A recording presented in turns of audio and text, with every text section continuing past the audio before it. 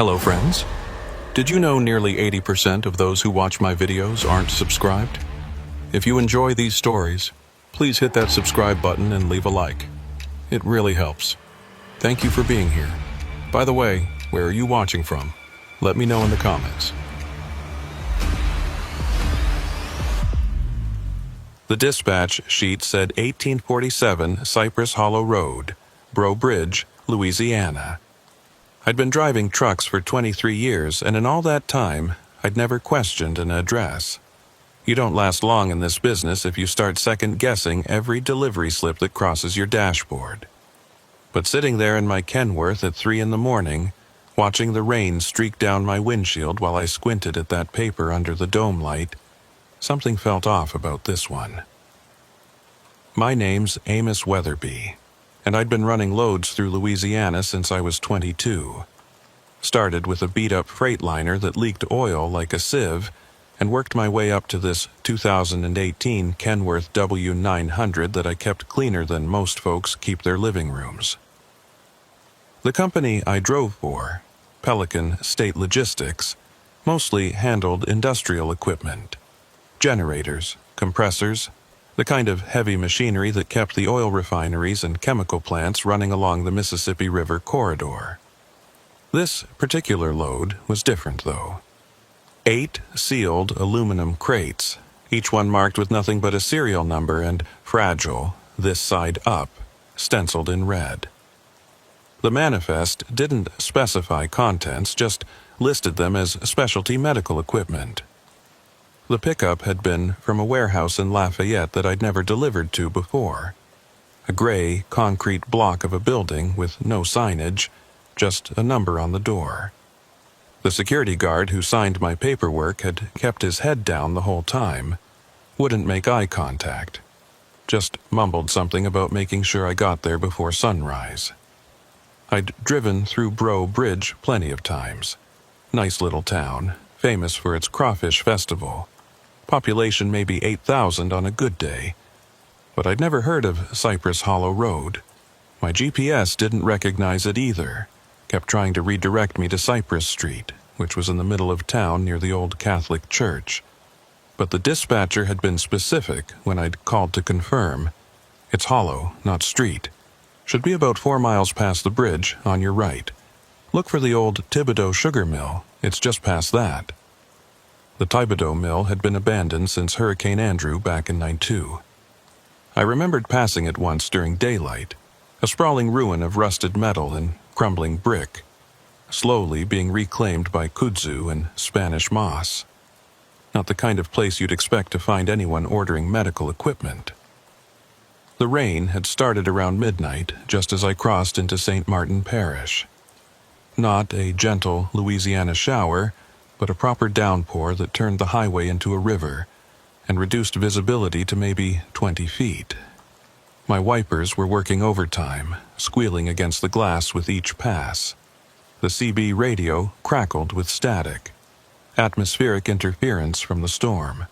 I'd tried raising other truckers a few times, but either nobody was out here or the weather was blocking the signals. I found the turnoff for Cypress Hollow Road right where dispatch said it would be. If I hadn't been looking for it, I would have driven right past. No street sign, just a narrow gap in the tree line marked by a rusted mailbox with no number. The road itself was unpaved, just crushed limestone that had turned to thick mud in the rain. My truck lurched as the wheels found purchase, the trailer swaying slightly behind me.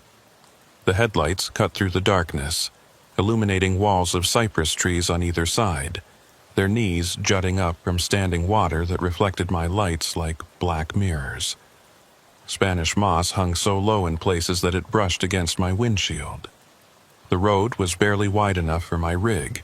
If another vehicle came from the opposite direction, one of us would have to back up for miles. After about a half mile, I started seeing houses, if you could call them that. More like shacks, really, built on stilts to keep them above the swamp water. Most looked abandoned. Windows boarded up, porches collapsed, roofs caved in. But a few showed signs of life. dim lights flickering behind dirty windows, shadows moving inside, an old rocking chair on one porch, creaking back and forth despite the absence of wind. The numbers on the occasional mailbox didn't make sense. 403, then 1791, then 82. No pattern, no logic, like someone had just slapped random numbers on them. I kept checking my odometer, watching for 1847. That's when I noticed the smell. Even with the windows up and the AC recirculating, it crept into the cab. Rot, decay, sweet and cloying, like fruit left too long in the sun, mixed with something medicinal. Formaldehyde, maybe. It grew stronger the deeper I drove into the hollow. My hands were getting sweaty on the wheel. I'd delivered to some sketchy places before. Abandoned warehouses, construction sites in the middle of nowhere, even a few places that turned out to be fronts for less than legal operations. But this was different. This felt wrong in a way I couldn't articulate. The road curved sharply to the left, and my headlights swept across a larger structure. Not a house. Too big for that. More like an old plantation home that had seen better centuries. 3 stories of rotting wood and broken windows, with a wraparound porch that sagged in the middle like a frown. The number on the mailbox, 1847. I stopped the truck about 50 yards from the house, letting the engine idle while I studied the place. No lights visible inside. No vehicles in what passed for a driveway. Just a muddy patch where the gravel gave way to grass. The front door was slightly ajar. Darkness visible through the gap. Everything in my gut told me to throw the truck in reverse and get out of there. Call dispatch, tell them the address was wrong, that nobody was home, that the road was impassable, anything. But I'd never failed to complete a delivery in 23 years. It was a point of pride. Besides, I needed this job. My ex-wife's lawyer had just hit me with another round of alimony adjustments, and my daughter was starting college in the fall. I reached for my phone to call the customer, let them know I'd arrived. No signal, not even one bar. That wasn't unusual out in the Louisiana backwoods, but it didn't help my nerves any. The rain had lightened to a drizzle. I could wait it out, hope someone would come out of the house when they heard the truck. Or I could do what I always did, take initiative, get the job done, get back on the road.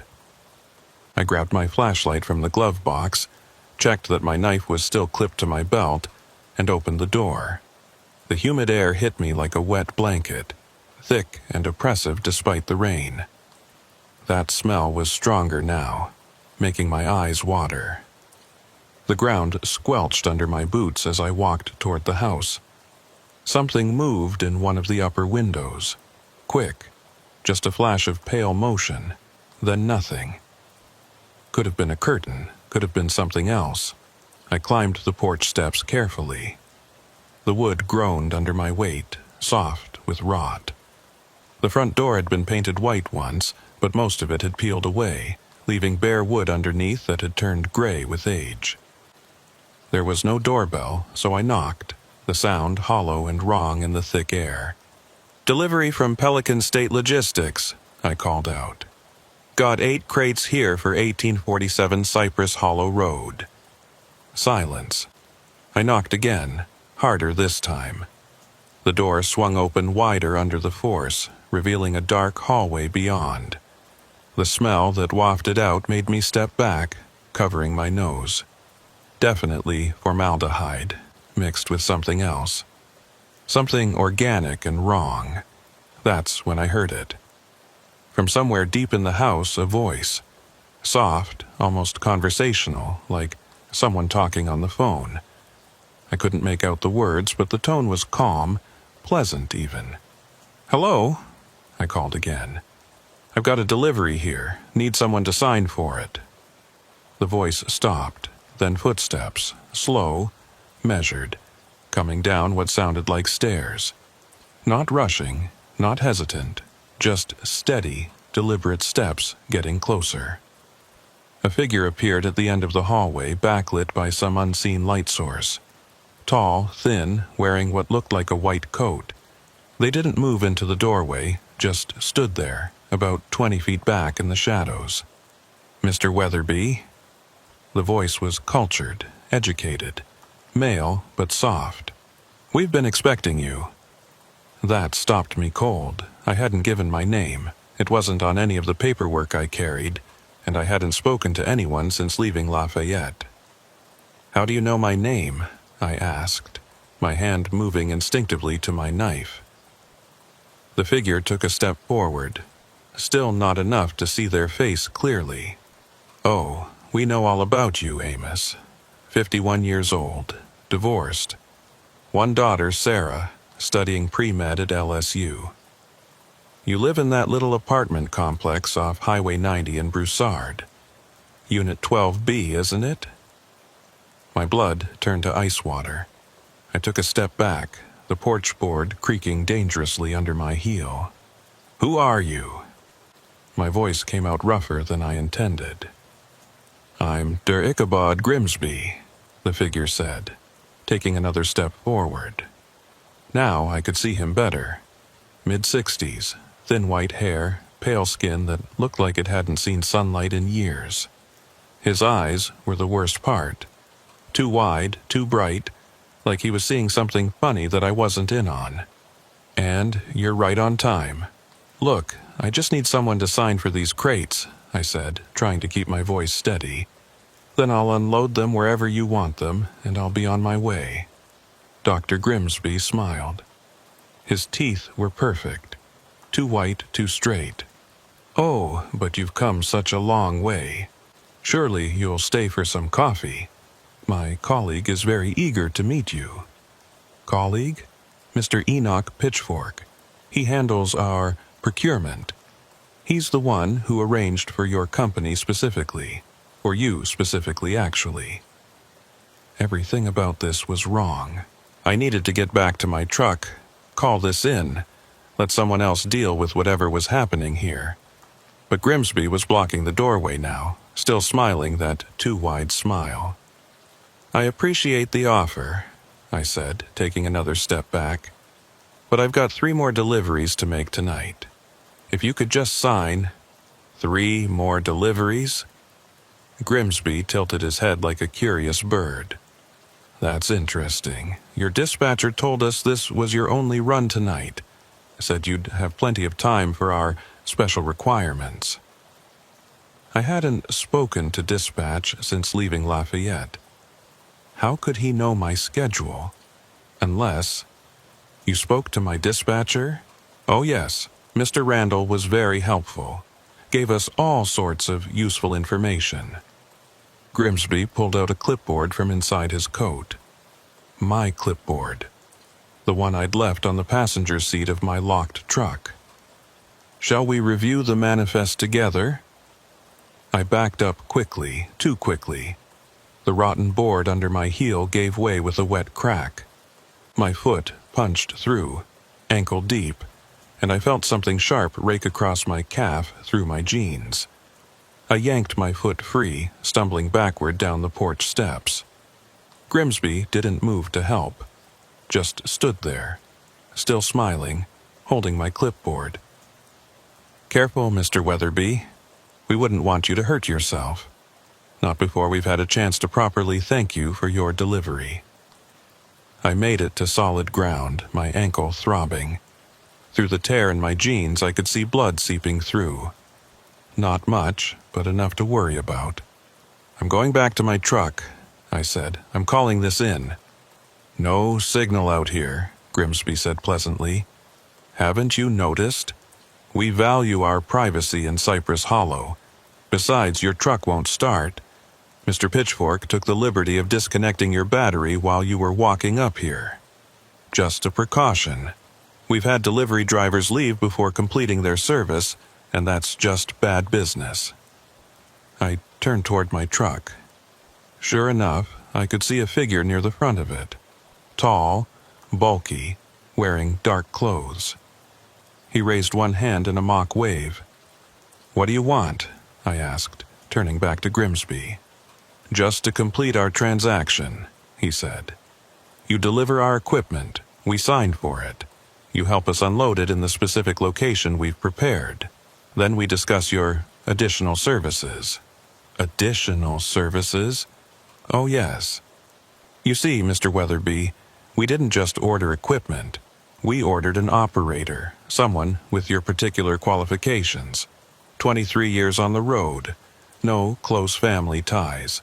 A man who won't be immediately missed if he's delayed for a few days." The rational part of my brain was screaming at me to run. But run where?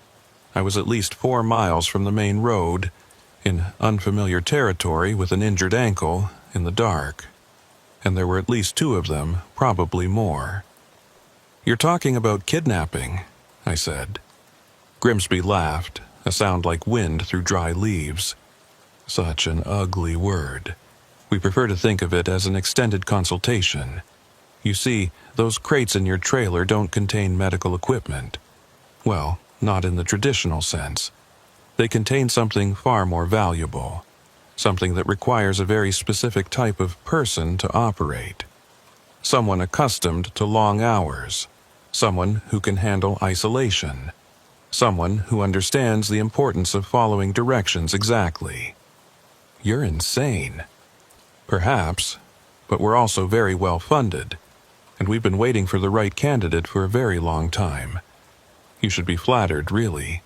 Out of all the drivers we researched, you were perfect. The figure by my truck, Enoch Pitchfork, presumably, started walking toward us. He moved wrong, like his knees bent backward slightly with each step. In the dim light from my truck's running lights, I could see he was massive, maybe 6'5", with shoulders that strained against a dark canvas jacket. His face was obscured by the shadow of a wide-brimmed hat, but I could see his hands. They were too large, fingers too long, like someone had stretched normal hands on a rack. "Mr. Pitchfork," Grimsby called out pleasantly, "would you be so kind as to show Mr. Weatherby what we've prepared?" Pitchfork's voice when it came was like gravel in a cement mixer. "Been ready since Tuesday. Got everything set up just like you wanted." Tuesday. This was Friday. They'd been preparing for me for 3 days.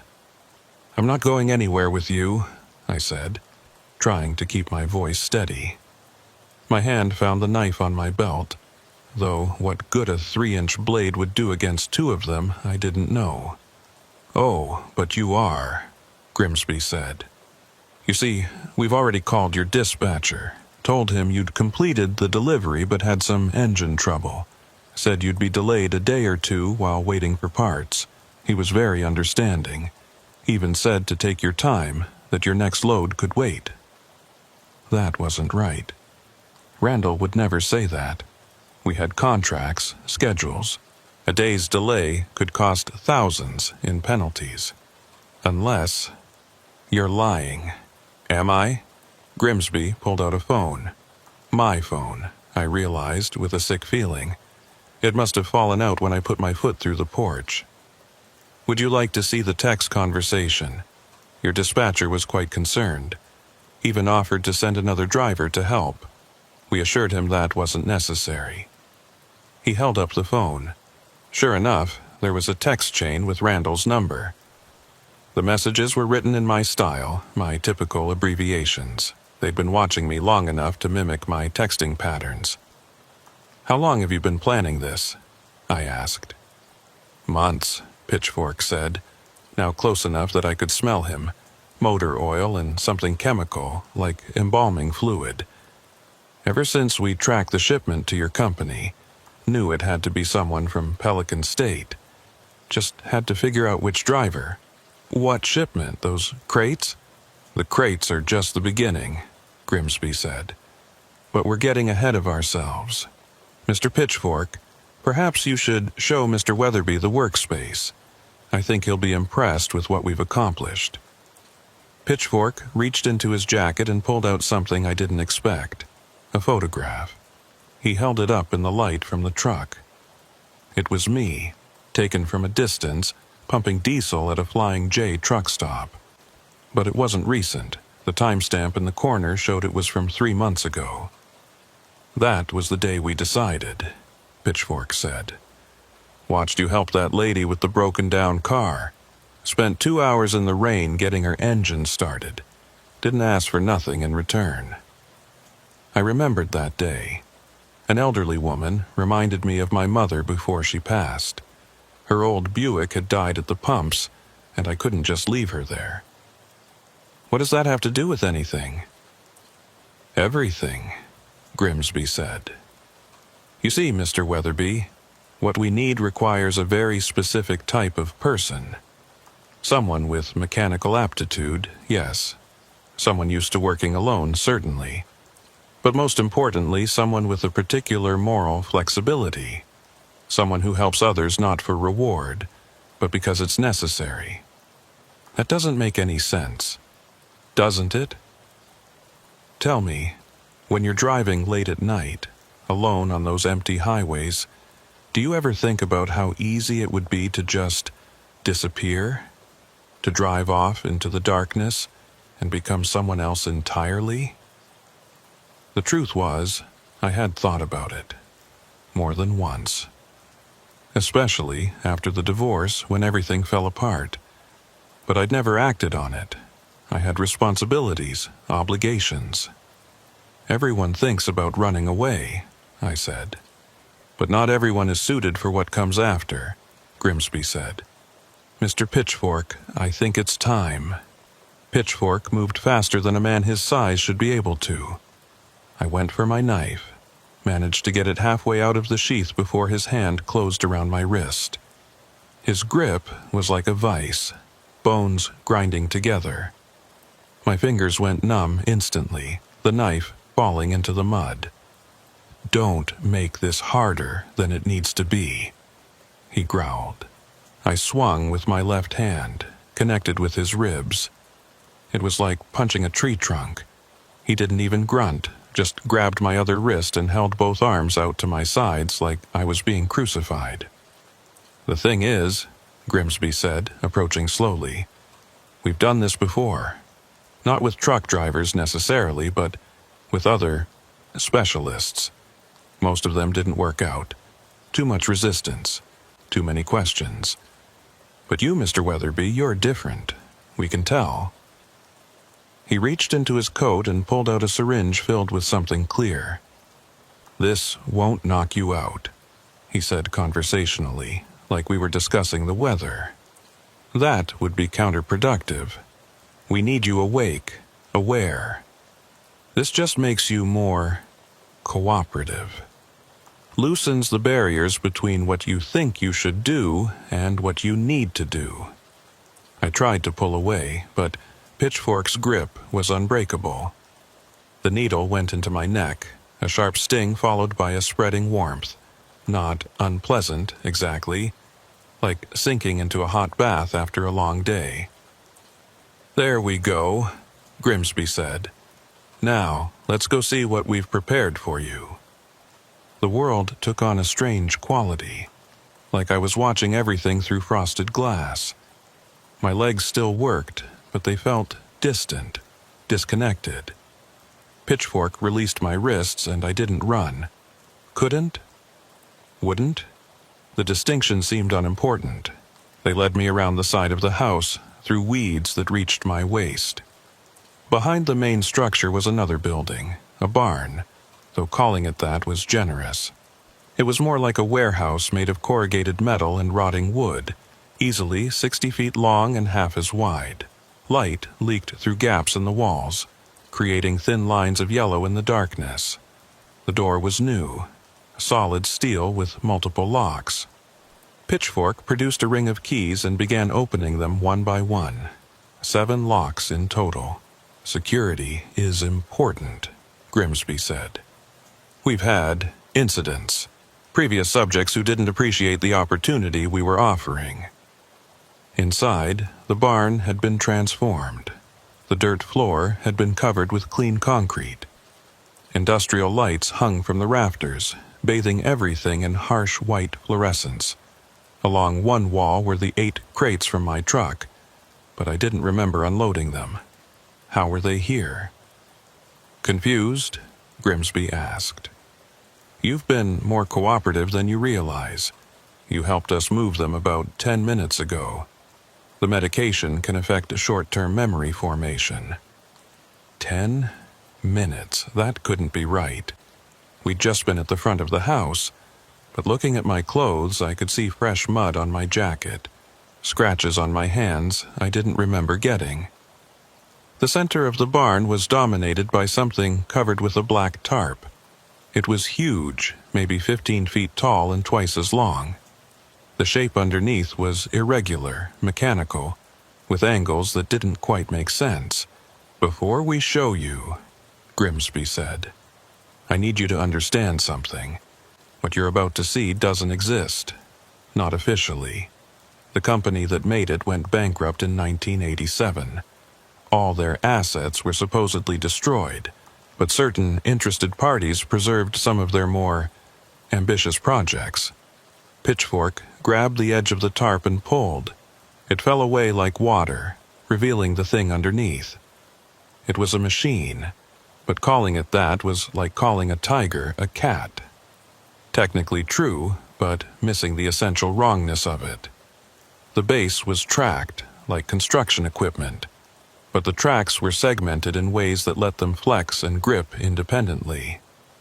The main body was a mass of hydraulic arms, each ending in different tools, cutting implements, gripping claws, things that looked medical but sized for something much larger than human surgery. But the worst part was the cab. It wasn't designed for protection or visibility. It was designed for integration. The seat was more like a medical chair, with restraints for arms, legs, torso, head. Tubes and wires hung from various ports meant to connect to something. Someone. Beautiful, isn't it? Grimsby said. The excavator-class biological interface unit. There were only 3 ever made. This is the last one. What does it do? My voice sounded distant, like someone else was speaking. It mines, Pitchfork said simply.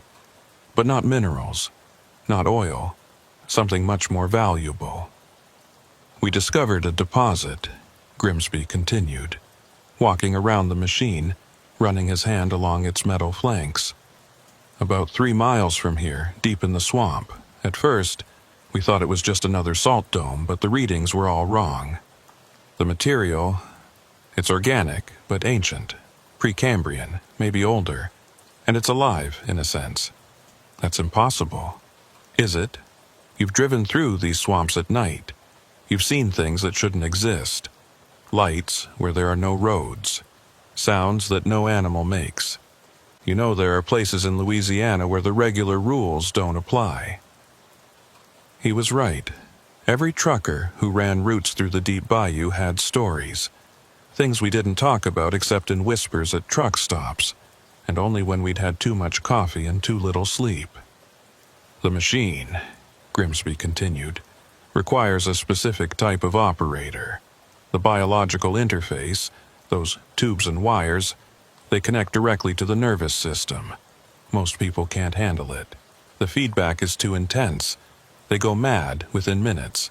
But someone used to long hours of focus, someone who can dissociate from physical discomfort, someone who understands that sometimes you have to push through the pain to get the job done.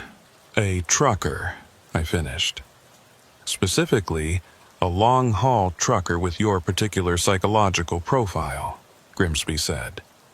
We've been through your medical records, your VA files from your time in the service, your therapy sessions after the divorce. You have an unusually high tolerance for isolation and discomfort, combined with an almost pathological need to complete assigned tasks. You hacked my medical records? Hacked is such an ugly word. We prefer accessed.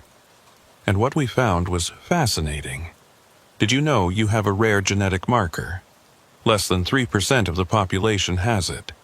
It affects how your brain processes certain neurotransmitters. Makes you resistant to particular types of psychological stress. Pitchfork had moved to one of the crates, was prying it open with a crowbar. Inside were components, mechanical parts that looked like they belonged to the machine, but also organic elements preserved in glass containers.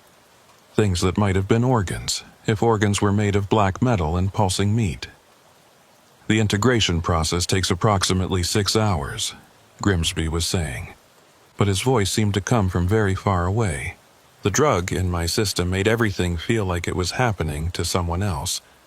Like I was watching a movie about a trucker named Amos Weatherby, who'd made a very bad delivery decision. 6 hours of what? I heard myself ask. Calibration. The machine needs to map your nervous system, understand your responses, learn your limitations. It's quite fascinating, really. The original designers based it on certain deep-sea creatures that form symbiotic relationships with other organisms. Pitchfork had finished opening the first crate and moved to the second. This one contained what looked like a chair. No, a medical chair, with straps and sensors and things I didn't want to identify. We'll start with basic neural mapping, Grimsby continued, walking over to a bank of monitors I hadn't noticed before. They were old, CRT screens that belonged in a museum, but they hummed with life. Then we'll introduce the primary connections. The machine will resist at first. It always does with new operators, but eventually it accepts, or you break, one or the other. How many have broken? I asked. Grimsby and Pitchfork exchanged glances. Most, Pitchfork said simply. But they weren't right, not like you. Through the fog of the drug, a spark of my old self flared up. You don't know anything about me. Don't we? Grimsby pulled out a folder thick with papers. Amos Matthew Weatherby. Born March 15, 1972, in Shreveport. Father died when you were 12, industrial accident at the chemical plant. Mother raised you and your sister alone. You enlisted at 18, served 4 years in the Army, motor pool. Honorable discharge. Married Jennifer Cates in 99, divorced 2018. One daughter, Sarah, who you'd die for but barely talk to because the divorce was ugly and you blame yourself. Each fact hit like a small punch, even through the drug haze. You've been driving trucks since you were 22, he continued. Started with short hauls, worked your way up to long distance. You've driven through 43 states, logged over 2 million miles. You've never had a serious accident, never failed a drug test, never missed a delivery deadline, until tonight. This won't be missed, I said. When I don't report in, you already have, Grimsby interrupted, holding up my phone again. You've told dispatch the delivery was complete, that you're taking a few personal days. You've even sent a text to your daughter saying you're going fishing. Something you've been promising to do for months but never actually do. I wanted to argue, but the evidence was right there on the screen. Messages in my voice, my words, my patterns. Now then, Grimsby said, setting the phone aside. Shall we begin? They moved me to the chair. I didn't resist, couldn't or wouldn't. The distinction still seemed irrelevant. The straps were leather, old but well maintained. They secured my wrists, ankles, chest, and forehead. Not tight enough to hurt, just tight enough that I couldn't move. Pitchfork wheeled over a cart with medical equipment. Some of it looked standard. IV bags, syringes, monitoring equipment. But other pieces were wrong. Needles that were too long, tubes that pulsed with their own rhythm. Devices that looked more like torture implements than medical tools. The first injection is the worst, Grimsby said, preparing a syringe filled with something that looked like motor oil mixed with mercury. It's a synthetic compound based on something we extracted from the deposit. It helps your nervous system accept the machine's integration. Think of it as a translator, allowing two incompatible systems to communicate. The needle went into my arm. For a moment, nothing. Then fire. Not pain exactly, but a sensation of every nerve in my body suddenly becoming aware of every other nerve. I could feel my own circulatory system, the pulse of blood through vessels I didn't know I had. I could feel the electrical impulses in my brain, little lightning storms of thought and sensation. Interesting, Grimsby said, watching the monitors. Your compatibility rating is even higher than we projected. 93%. That's remarkable. Through the overwhelming sensation, I managed to focus on his face. What happens when we reach 100? Then you and the machine become one system, he said, and we can finally harvest what's in that deposit. What is it? I gasped. What's down there? Grimsby smiled that too wide smile again. Would you believe me if I told you it's the future? Not metaphorically. Literally, a substance that exists outside our normal temporal framework. Something that fell to Earth millions of years ago and has been waiting, growing, becoming. You're insane. Perhaps, but we're also right. The preliminary samples we've extracted have properties that shouldn't exist. They respond to thought, they adapt to need, they remember things that haven't happened yet. Imagine what we could do with a full harvest. Medical technology that could cure anything.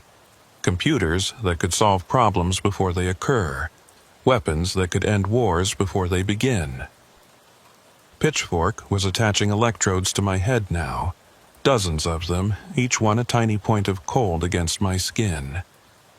But here's the thing, Grimsby continued. The substance doesn't respond to normal extraction methods. It needs to be coaxed out, persuaded, and it only responds to consciousness, specifically human consciousness that's been modified, enhanced. That's what the machine does.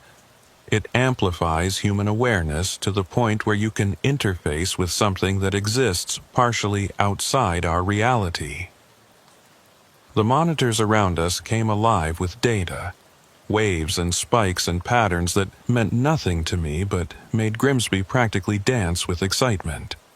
"Look at that," he exclaimed. "Your brain is already starting to adapt. Most subjects take hours to show this level of integration." I wanted to tell him to stop, that this was wrong, that I didn't consent to any of this. But the words wouldn't come. The drug, the injections, the electrodes, they were all working together to disconnect me from my own voice. That's when I heard it, or felt it, or experienced it. There's no good word for the sensation. It was like something vast and ancient had noticed me. Not with eyes or any sense I could name, but with a kind of awareness that made every cell in my body want to hide. "Ah," Grimsby said softly. "It knows you're here. The deposit. It's responding to your presence." The barn suddenly felt smaller, like the walls were pressing in, but also larger, like it extended beyond its physical dimensions into spaces that shouldn't exist.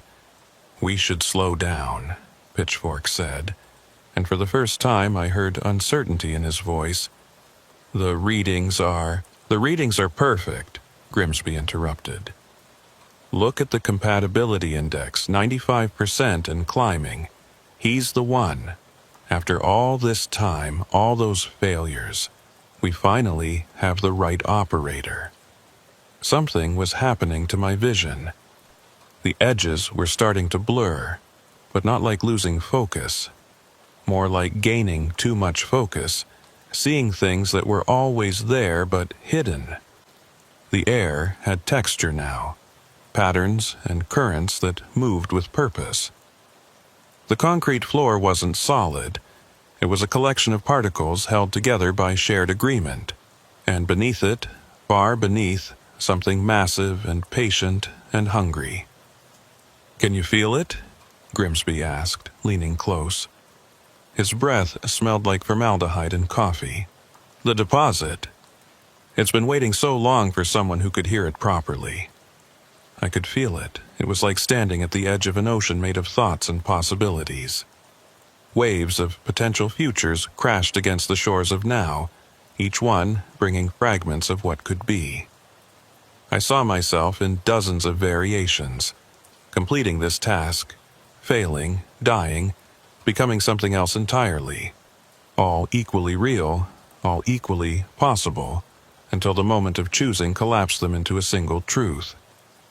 "The machine is ready," Pitchfork announced. He'd been working on it while Grimsby monitored me, attaching the components from the crates, running diagnostics, preparing it for me. They moved my chair. No, the chair moved itself, gliding on hidden tracks I hadn't noticed. It lined up with the cab of the machine, and I could see the integration points clearly now, needles and tubes and connectors that would merge my nervous system with its mechanical one. "This next part requires your cooperation," Grimsby said. "The machine can't take you. You have to give yourself to it. It's a safety feature the original designers built in. Prevents unwilling integration." "Then I won't," I managed to say through numb lips. "Won't you?" Grimsby moved one of the monitors where I could see it.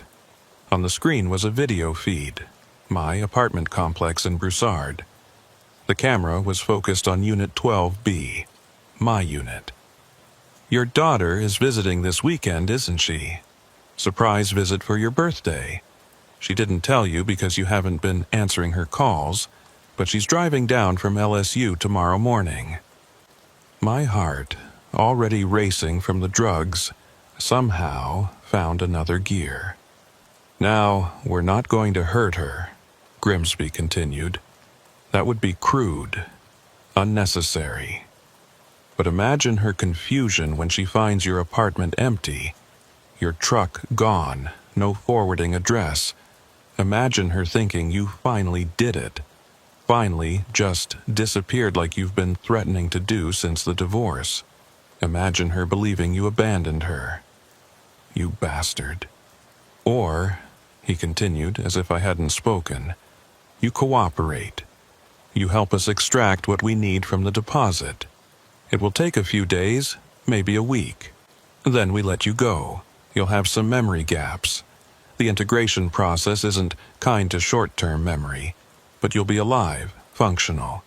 You can tell your daughter you were sick, had a reaction to something, lost a few days. She'll be concerned, but relieved. Much better than the alternative." I looked at the machine. Its cab was open, waiting. The integration chair aligned perfectly with my current position. All it would take was accepting it, letting it in, becoming part of it. "What happens to the others?" I asked. "The drivers who didn't work out?" Grimsby and Pitchfork exchanged another glance. "They're still here," Pitchfork said quietly, in a manner of speaking. "What does that mean?" "The machine keeps impressions," Grimsby explained. "Neural patterns, fragments of consciousness. Every operator leaves something behind, and the machine remembers. It learns from each failure. That's why the compatibility requirements are so specific now. The machine has developed preferences." "It's haunted," I said. "You're telling me the machine is haunted." "Such a primitive term," Grimsby scoffed. "It's simply retained data from previous operators. Think of it as experiential learning. Each failed integration teaches it more about what it needs." The chair began moving again, closer to the machine. I could hear it now, not with my ears but with something deeper. A humming that resonated in my bones, in the spaces between my thoughts. It was old, this machine, older than its manufacture date. Like it had absorbed years from somewhere else, some when else. "The deposit told us how to fix it," Grimsby said, his voice taking on a reverent tone. "In dreams at first. Then more directly, it wants to be harvested, you see, wants to be used, but only by the right hands, the right mind. It's been waiting so long. The drugs were wearing off slightly, or maybe my body was adapting. Either way, I was starting to feel more like myself, and myself was terrified. "Please," I said, "you don't understand what you're doing. Don't we?" Grimsby moved closer, checking the connections one more time.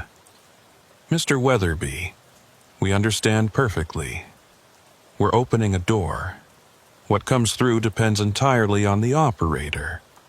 That's why we chose you. 23 years of staying awake when you should sleep, of pushing through when you should stop, of delivering no matter what. You have the will to control what comes through that door. And if I don't?" He smiled that terrible smile one more time. "Then we'll find another driver, and another, and another, until one of them does. But I have faith in you, Amos. You're special." The machine's cab was so close now I could feel heat radiating from it. Not mechanical heat, something else. Like fever dreams and bad decisions and roads that don't appear on any map. "Begin the integration," Grimsby commanded. Pitchfork activated something on his control panel, and the chair lurched forward the final few inches. The integration ports aligned with points on my body I didn't know existed. Not just the obvious places like spine and skull, but smaller connections at wrists, behind my knees, along my ribs. Each one was a tiny violation, a breaking of the boundary between self and not self. The first connection was like drowning in reverse. Instead of water filling my lungs, something else filled my nerves. Awareness that wasn't mine. Memories of operations I'd never performed. The ghost taste of other drivers who'd sat in this chair before me. I could feel their terror, their resistance, their eventual breaking. Some had lasted minutes, others hours. One had made it 3 days before his mind simply stopped. "Compatibility at 97%, Pitchfork announced. "Neural mapping is accelerated. He's taking to it faster than anyone." I wanted to scream, but my vocal cords weren't entirely mine anymore. The machine was exploring me from the inside, learning my responses, my limits. It was curious in a way that machines shouldn't be, poking at memories, examining fears, cataloging every moment of weakness I'd ever experienced. And through it all, I could feel the deposit. Miles below, through rock and water and time, something vast and impossible was stirring. It knew I was here. It had been waiting. "Can you hear it?" Grimsby asked, leaning close to one of the monitors. "The deposit is responding. Look at these readings." I could more than hear it. I was beginning to understand it. The substance wasn't from here, not just geographically, but dimensionally. It was runoff from somewhere else, somewhere the rules were different. It had been seeping into our reality for millions of years, slowly accumulating, waiting for the right conditions to be activated. The machine shuddered, and suddenly I could see through its sensors. Not just visual spectrum, but electromagnetic, thermal, something that might have been temporal. The barn wasn't just a barn anymore. I could see its history.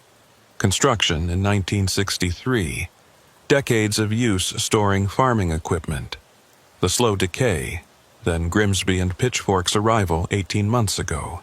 I could see possible futures too. The barn burning, the barn collapsing, the barn becoming something else entirely. "Begin movement protocol," Grimsby ordered. My arms moved. No. The machine's arms moved, but I felt them as mine. Hydraulic fluid was my blood. Metal joints were my bones. I reached out with a claw that could crush a car and picked up a pen from the table with perfect delicacy. "Excellent control," Pitchfork murmured. "We can proceed to the extraction site." "No," I managed to say, though I wasn't sure if the word came from my mouth or through the machine's speakers. Won't dig, won't help you. You don't have a choice anymore, Grimsby said. The integration is past the point of voluntary control. The machine will do what it was designed to do, and you'll do it because you and the machine are becoming one system. He was right. I could feel my resistance weakening, not from the drugs, but from something more fundamental. The boundary between Amos Weatherby and the excavator-class biological interface unit was dissolving. Its imperatives were becoming my desires. Its purpose was becoming my need. But there was something else, too. The other drivers, the ones who had failed, they weren't gone. They were here in the machine's memory, and they were angry. I could feel their rage at being used, discarded, absorbed. They whispered warnings, showed me flashes of what they'd seen before they broke. The deposit wasn't just material. It was aware. It was hungry, and it had been manipulating Grimsby and Pitchfork from the beginning, using their greed and ambition to create the conditions for its release. "We need to move now," Pitchfork said suddenly. "The integration window is optimal." The machine began to move. Not walked. Machines don't walk. But it locomoted, tracks gripping the concrete as it headed for the barn door.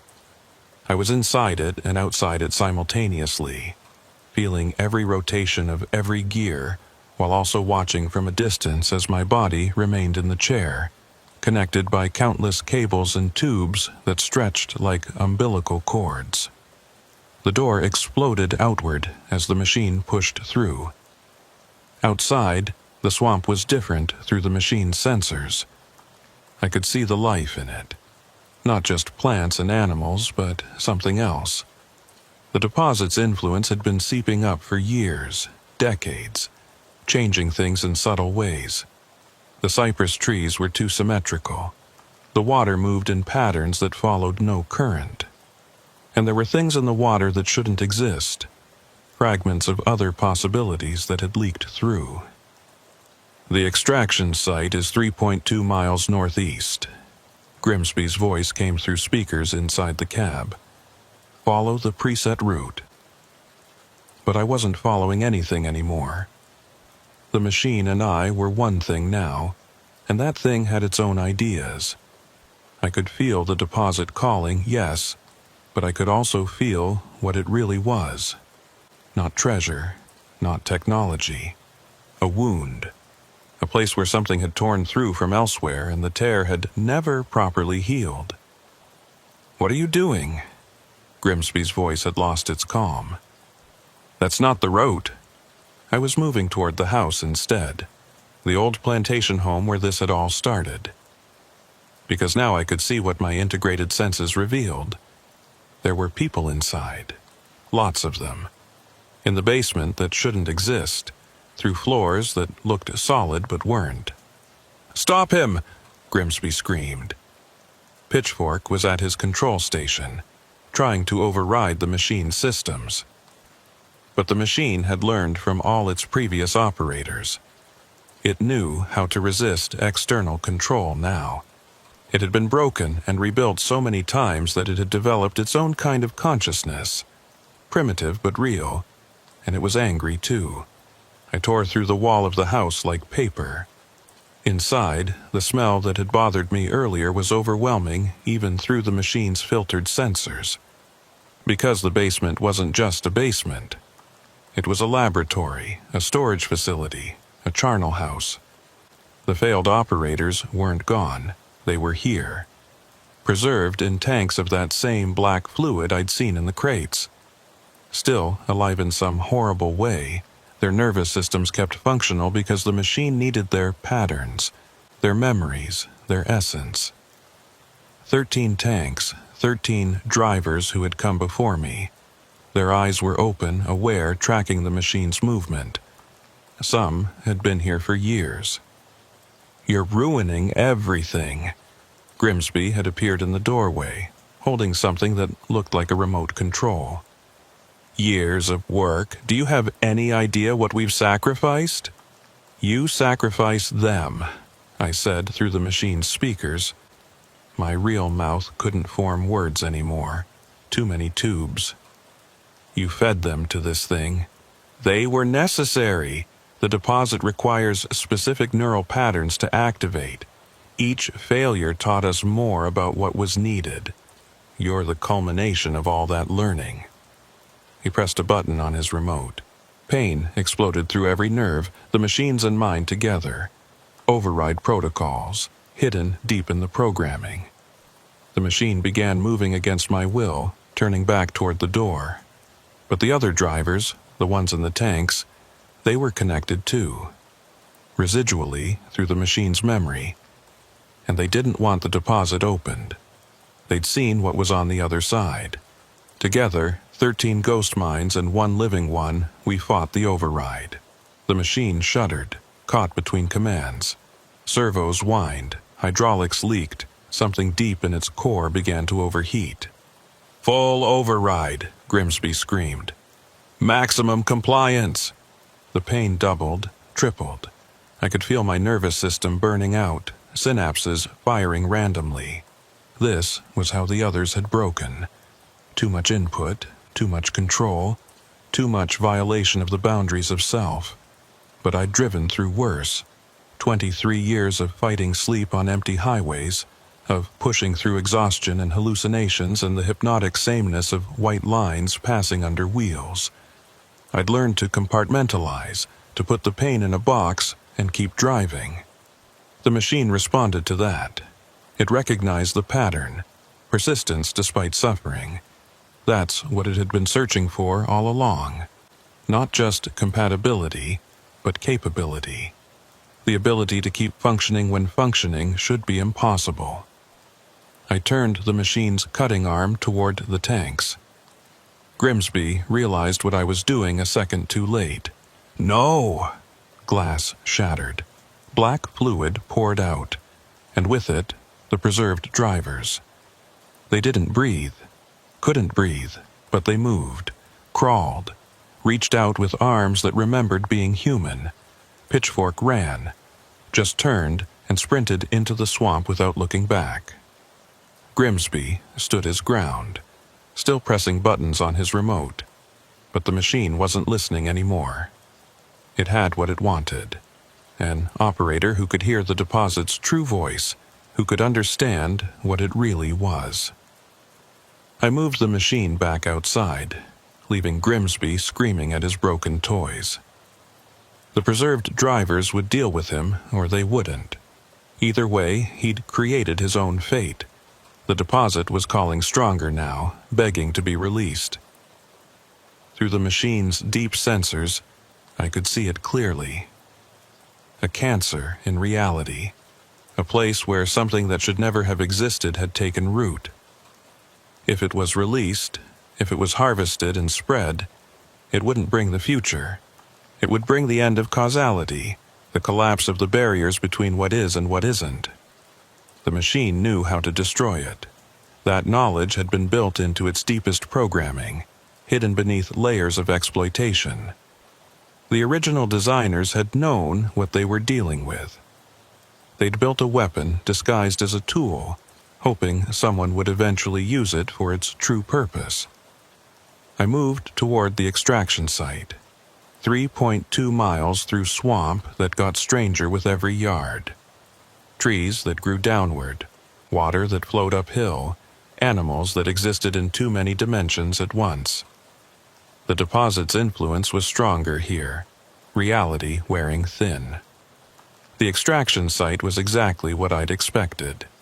A hole in the world. Not just the ground, but in existence itself. It went down forever and nowhere simultaneously. The deposit wasn't at the bottom because there was no bottom. It was the hole itself, the absence that defined everything around it. The machine's self-destruct system was elegant in its simplicity. Not an explosion, but an implosion. It would collapse in on itself, creating a brief point of absolute density that would seal the hole, cauterize the wound in reality. But it needed an operator to initialize it, a consciousness to guide the collapse to ensure it sealed properly. The operator wouldn't survive. Couldn't survive. They would be compressed along with everything else, becoming part of the seal. I thought about Sarah, my daughter, who I barely talked to anymore. She'd be at my apartment tomorrow, finding it empty. She'd think I'd abandoned her. But that was better than what would happen if the deposit was released. I began the initialization sequence.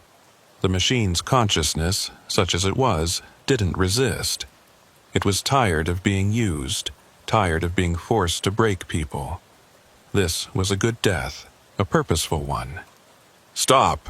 Grimsby's voice came through the radio. He'd made it to his equipment somehow, was trying one last override. "You don't understand. The deposit is the future. It's evolution. It's humanity's next step.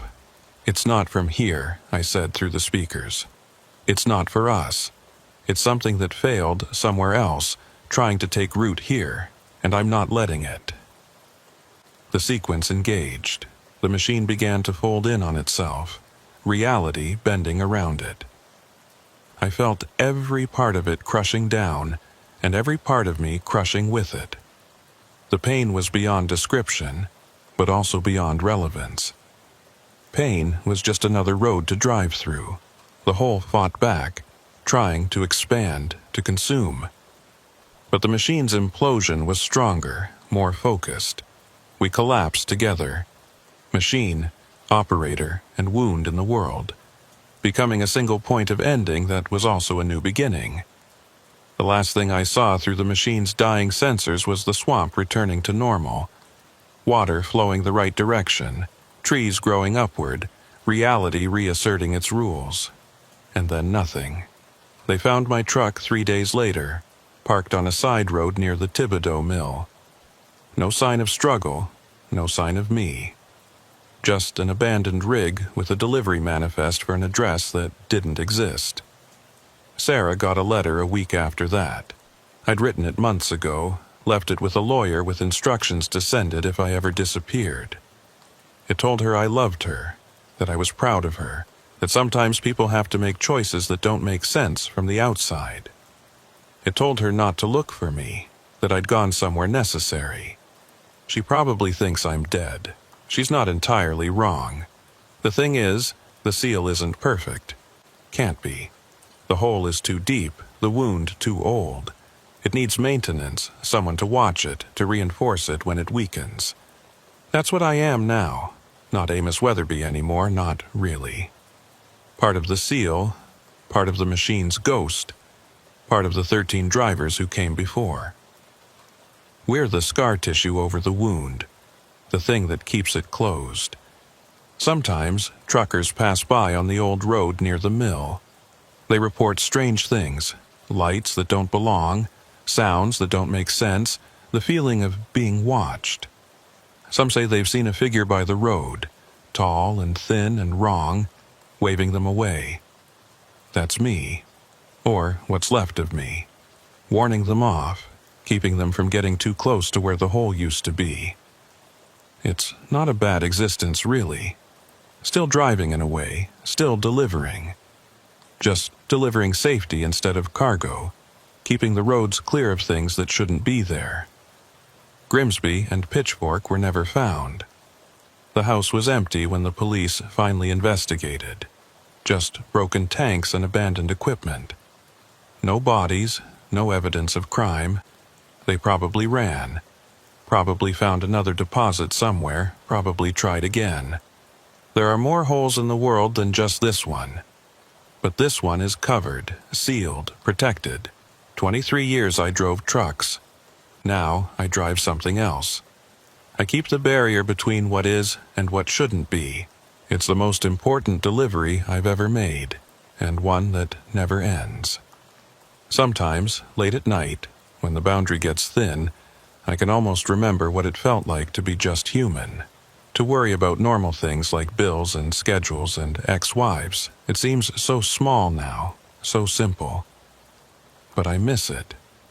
I miss being small enough that the universe made sense.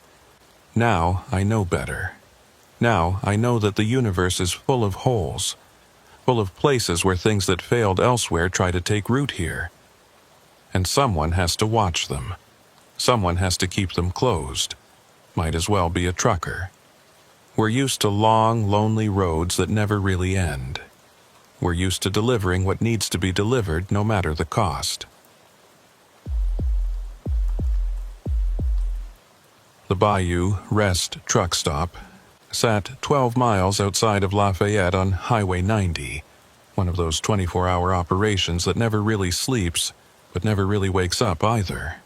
I'd been stopping there for 15 years, long enough to watch it slowly decay from a decent rest area into the kind of place you only visited when you had no other choice. The showers still worked, mostly. The coffee was still hot, usually. And the parking lot was big enough that you could find a corner away from the lot lizards and the dealers if you knew where to look. My name's Hiram Stonefield, and I'd been running petroleum tankers through Louisiana since '99. It's specialized work. Hazmat certification, extra insurance, routes that keep you away from schools and hospitals. The pay was good enough to make the risk worthwhile, and after 2 decades I'd gotten comfortable with the routine. Maybe too comfortable. It was a Thursday night in September, still hot enough that the asphalt was soft under your boots even after dark. I'd just finished a run from the ExxonMobil refinery in Baton Rouge to a distribution center in Lake Charles. Empty now, running light, planning to pick up another load in the morning. But I needed a shower first.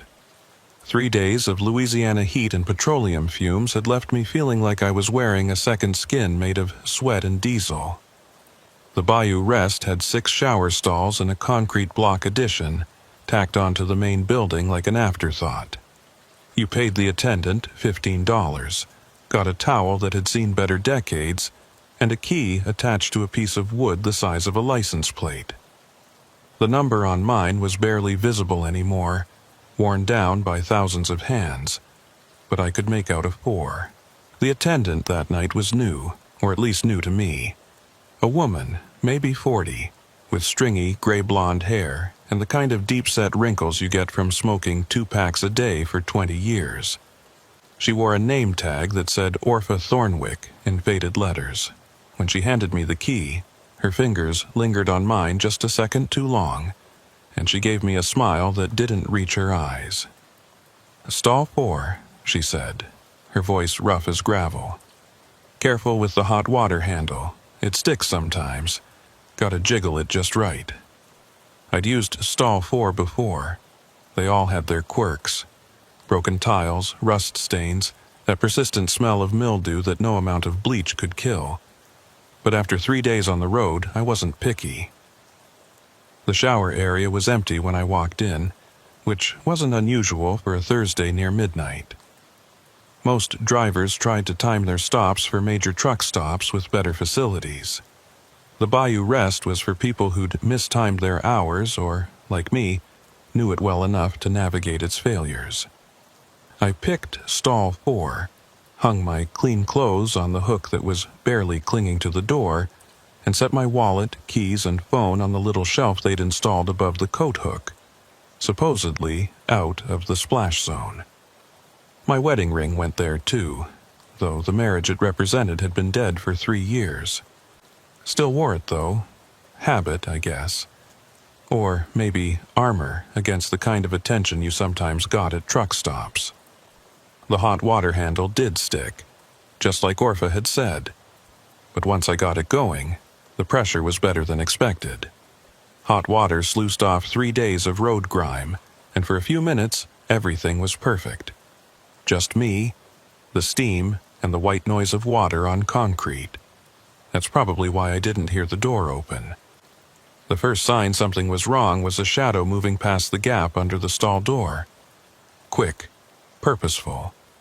Not the shuffling gait of another tired trucker, but someone moving with intent.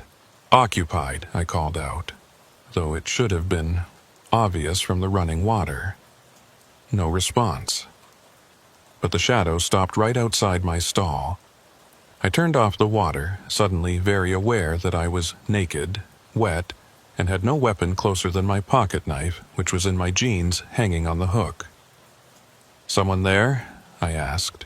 Still nothing, but I could hear breathing now, slow, deliberate, like someone trying to be quiet but not quite managing it.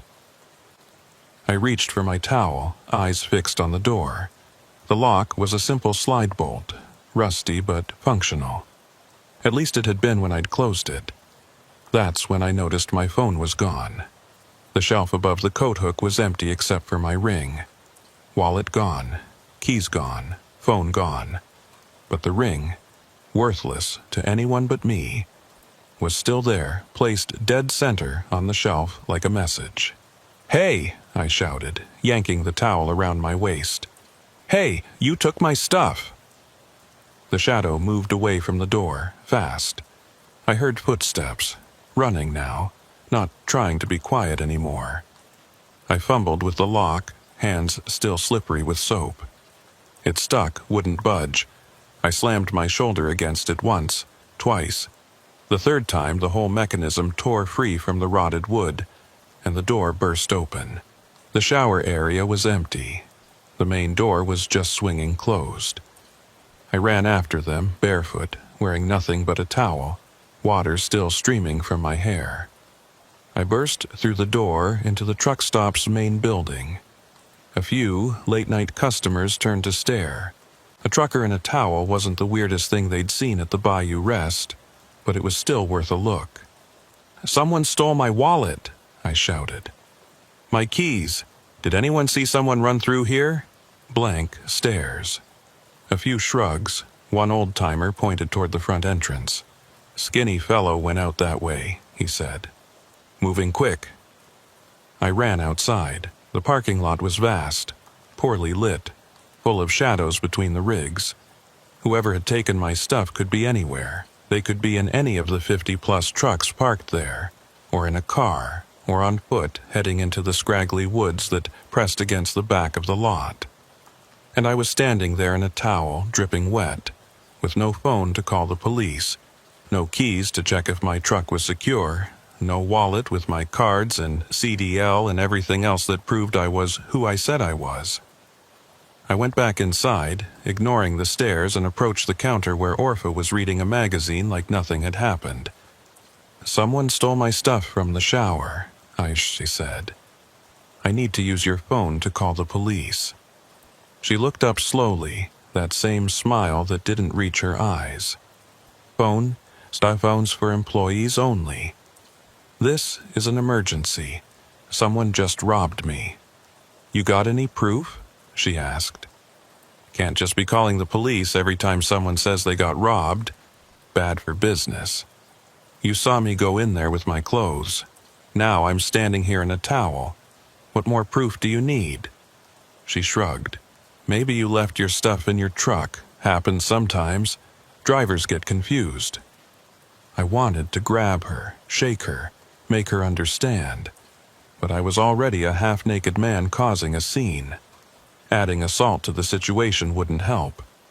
"Look," I said, forcing myself to stay calm. "My keys are gone. I can't even get into my truck to get my spare phone. Can you at least call my company, let them know what happened?" "What company's that?" "Pelican Petroleum Transport. The number's—" "Don't know it," she said, turning back to her magazine. "Sorry." One of the other customers, a younger guy in a Peterbilt cap, took pity on me. "Here," he said, offering his phone. "Call whoever you need." I called my dispatcher first, got voicemail. It was after midnight, after all. Left a message explaining the situation. Then I tried to call the police, but the guy who'd lent me the phone got nervous. "Look, man, I don't want to get involved with cops," he said, taking his phone back. "No offense, but I got my own issues." He walked away quickly, leaving me standing there. That's when I heard it. My truck starting up. The sound of a diesel engine is like a fingerprint when you've driven it long enough. Every engine has its own rhythm, its own particular collection of rattles and hums. That was definitely my Freightliner Cascadia, and someone had just turned the key. I ran outside again, towel flapping, feet slapping on the warm asphalt. My truck was parked in the back row, and I could see the lights were on. Someone was in my cab. I sprinted toward it, shouting, but the truck was already moving. Slowly at first, then picking up speed. Whoever was driving didn't know the quirks. I could hear them grinding the gears, over-revving, but they were figuring it out. The truck pulled out of the lot and onto the highway, leaving me standing there in nothing but a towel, watching my entire livelihood disappear into the Louisiana night. I turned back toward the truck stop. Orpha was standing in the doorway, watching. Still had that smile. "Told you should have been more careful," she said. "Lots of bad people around here at night." That's when I knew she was in on it. The way she'd touched my hand when giving me the key. She'd been checking for a ring, for a tan line, for any sign that someone might come looking for me quickly if I disappeared. "You set me up," I said. She shrugged. "Can't prove nothing. You're just some trucker who lost his keys. Happens all the time." I spent the next hour trying to get help. Most of the truckers were sympathetic, but unwilling to get involved. A few offered me clothes. I ended up with an ill-fitting t-shirt and a pair of sweatpants that were way too short. One guy let me use his phone again to call the police, but when they finally showed up, they treated it like a routine theft. "You got insurance?" the cop asked, not even getting out of his cruiser. "Yeah, but then file a claim. Without proof of who took it, not much we can do. Could have been anyone." The shower attendant, Orpha Thornwick, she was in on it. The cop laughed. "Orpha? She's been working here for years, never had a complaint. You sure you didn't just misplace your keys?" They left without even taking a formal report. I was stranded. No money, no ID, no vehicle, no phone. Just standing in a truck stop parking lot in borrowed clothes that didn't fit. Watching other truckers pull in and out, living their normal lives while mine had just imploded. That's when I saw him. He was standing by the tree line at the back of the lot, barely visible in the shadows. Tall, thin, wearing dark clothes. He raised one hand, not a wave, more like a signal. Then he held up something that caught the light. My keys. He wanted me to follow him. Everything in my gut said it was a trap, that this was part 2 of whatever had started in that shower stall. But what choice did I have? Without those keys, even if I found my truck, I couldn't drive it. And whoever this was, they had answers. I walked toward him, trying to look casual, like I was just stretching my legs. As I got closer, I could see him better. Young, maybe mid-20s, with the kind of lean build you get from manual labor rather than the gym. His face was sharp, angular, with deep-set eyes that never seemed to blink. "Lemuel Crowfeather," he said when I was close enough to hear his whisper. "And you're in more trouble than you know." "Give me my keys," I said, reaching for them. He pulled them back, shaking his head. "Not yet. First, you need to understand what's happening here. Your truck's already gone. By now, it's probably halfway to Morgan City. They've got a chop shop there, specializes in commercial vehicles. Your Freightliner will be in pieces by dawn." "You're one of them," I said. "You took my stuff." "I took your stuff to save your life," Lemuel said. "If I hadn't, you'd be in that truck right now, probably with your throat cut, bleeding out while they drove you to the Bayou." "What are you talking about?"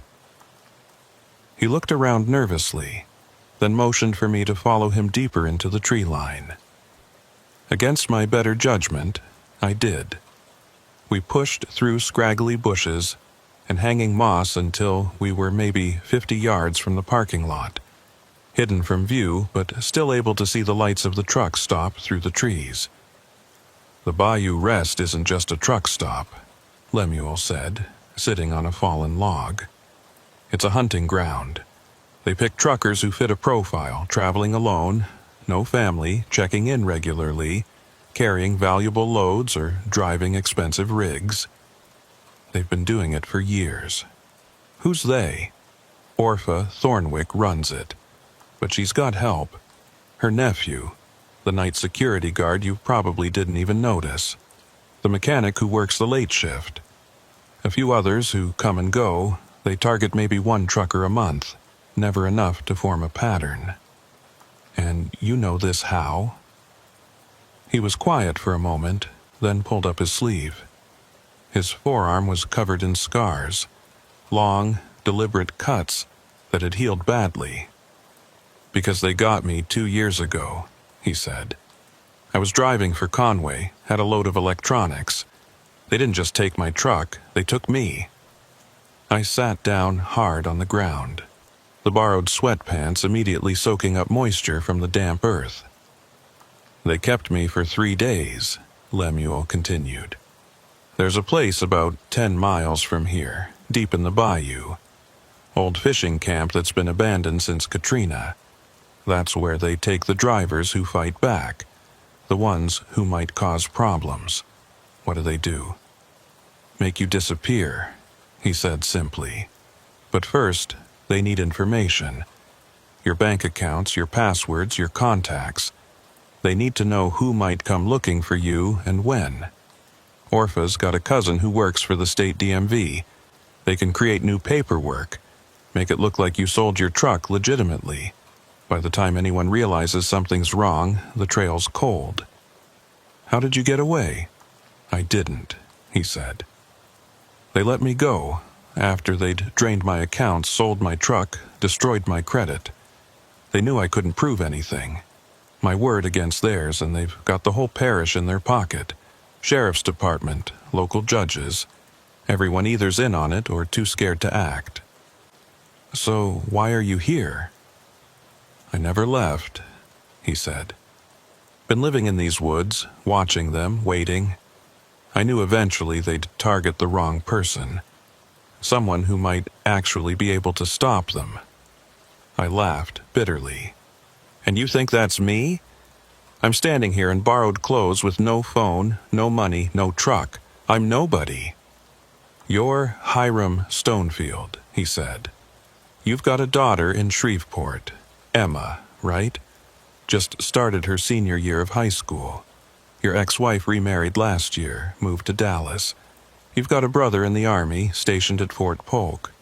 People who'll notice if you vanish. How do you know all that?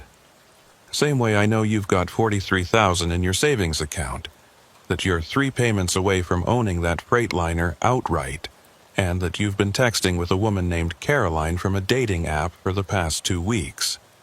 My blood went cold. You went through my phone. I had to know if you were worth saving, he said.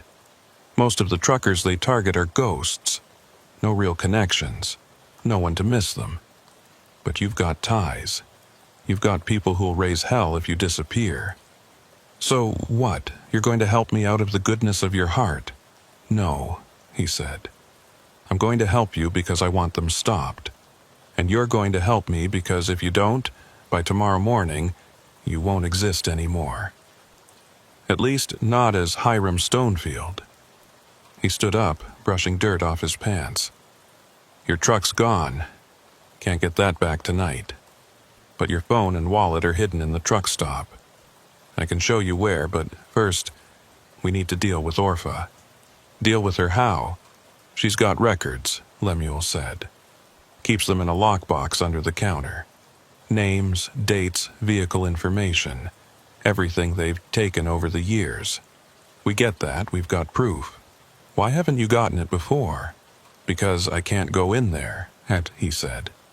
She knows my face. They all do. But you're fresh. You're just another victim. She won't expect you to come back, especially not so soon. Come back? I never left. I've been standing in that parking lot for the past hour. No, Lemuel said, checking his watch. You've been gone for 3 hours. It's almost 4 a.m. That couldn't be right. I'd gone into the shower around midnight. Even with everything that had happened, it couldn't have been more than an hour, maybe 90 minutes. "Check the clock on the truck stop wall when we go back," he said. "Time moves funny when you're in shock. You've been standing out here talking to me for longer than you think." I wanted to argue, but my legs were stiff, and I was suddenly aware of how cold I was. The September heat had finally broken, and the pre-dawn air was cool and damp. "So, what's the plan?" I asked. "Simple," Lemuel said. "You go back in, distract Orpha. Get her away from the counter. I'll slip in through the back, grab the lockbox, and we're gone." "That's it? That's your master plan? You got a better one?" I didn't. We made our way back to the edge of the parking lot. The truck stop looked different in the pre-dawn darkness. Fewer trucks, fewer lights. The place had an abandoned quality, like something pretending to be normal, but failing. "Your phone and wallet are in the dumpster behind the building," Lemuel said. "Wrapped in a plastic bag, stuffed inside a pizza box. They always dump them there, retrieve them later when things calm down." "Why not just destroy them?" "Information," he said. "They go through everything first. Contacts, photos, messages. Looking for leverage, for ways to access accounts, for people who might be problems. And my keys?" He handed them to me. "These are useless without your truck, but you'll want them anyway, sentimental value." He was right. My truck key had other keys on it. My apartment, my storage unit, a key to my brother's place. Things that made me feel like I still had a life to go back to. "Give me 5 minutes," Lemuel said. "Then go in. Keep her talking for at least 3 minutes. About what? Doesn't matter. Just keep her eyes on you, not on what's happening behind her." He disappeared into the shadows, moving with the confidence of someone who'd done this before. I counted to 300, then walked back into the truck stop. Orpha was still behind the counter, but she wasn't alone anymore. A man stood next to her, big, muscular, wearing a security guard uniform that didn't quite fit right. He had the look of someone who'd been hired for their size, not their brains. "Well, look who's back," Orpha said. "Thought you'd given up and walked on." "I want my stuff," I said. "I know you have it." "Already told you, don't know nothing about your stuff." "Then you won't mind if I look around," I said, starting toward the counter. The security guard stepped forward, one hand moving to the baton on his belt. "Store's closing soon. Time for you to go." "Store's 24 hours, I said. "Sign says so right outside." "Sign's old," Orpha said. "We close when I say we close." I saw movement behind them, Lemuel sliding along the back wall. He needed more time. "I know what you're doing," I said loudly. "I know about the other truckers, the ones who disappeared." Orpha's expression didn't change, but the security guard's hand tightened on his baton. "You're talking crazy," she said. "Earl, I think this man might be on drugs. Might need to call the sheriff, have him checked out." Earl, apparently that was the security guard's name, pulled out his phone. "Go ahead," I said. "Call them.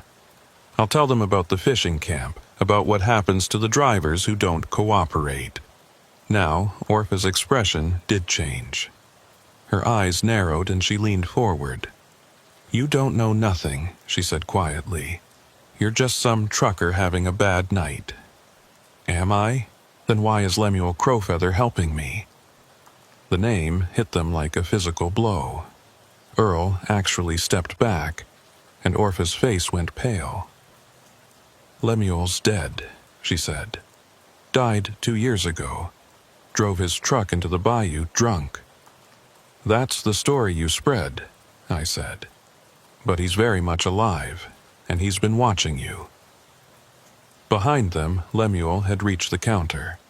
He was working on something underneath, the lockbox, presumably.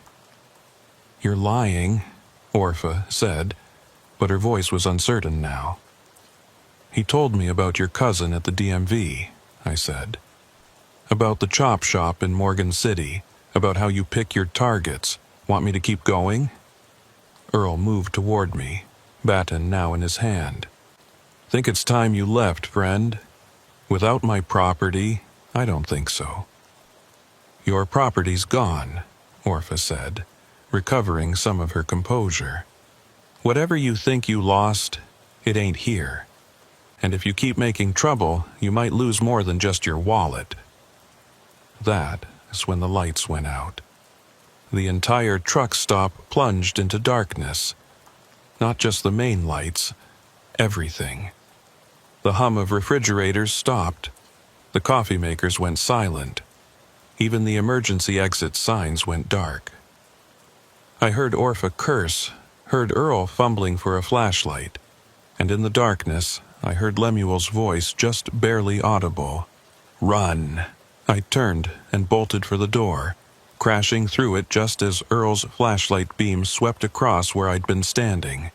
Behind me, I heard Orpha screaming, not in fear, but in rage. Find him, both of them, they're here somewhere. I ran into the parking lot, but instead of heading for the trees where I'd met Lemuel, I went the opposite direction, toward the dumpster he'd mentioned. If my phone was really there, I needed it. The dumpster reeked of rotting food and diesel fuel. I held my breath and started pulling out bags, looking for pizza boxes. Found 3 before I found the right one, and sure enough, there was a plastic bag with my phone and wallet inside. The phone was dead, of course, but the wallet still had everything. My cash, my cards, my CDL. Small victories. Hey, Earl's flashlight beam caught me. He was running toward me, baton raised. I grabbed the nearest thing, a broken piece of rebar from beside the dumpster, and stood my ground. He swung first, the baton whistling past my head as I ducked. I brought the rebar up, caught him in the ribs. He grunted, but didn't go down, grabbed my wrist with his free hand. We wrestled for a moment. Him trying to bring the baton down on my head, me trying to keep the rebar between us. Then Lemuel appeared out of nowhere, carrying something heavy. He brought it down on Earl's head, not hard enough to kill, but hard enough to drop him. Earl crumpled to the ground, groaning.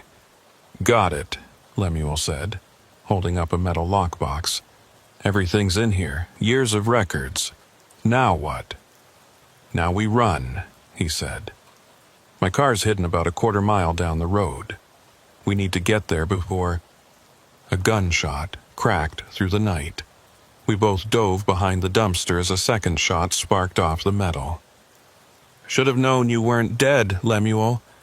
Orpha's voice carried across the parking lot. Always were too stubborn to die proper. She's got a gun, I said unnecessarily. She's got several, Lemuel said. Keep low, move fast, ready. We ran, zigzagging between parked trucks as more shots rang out.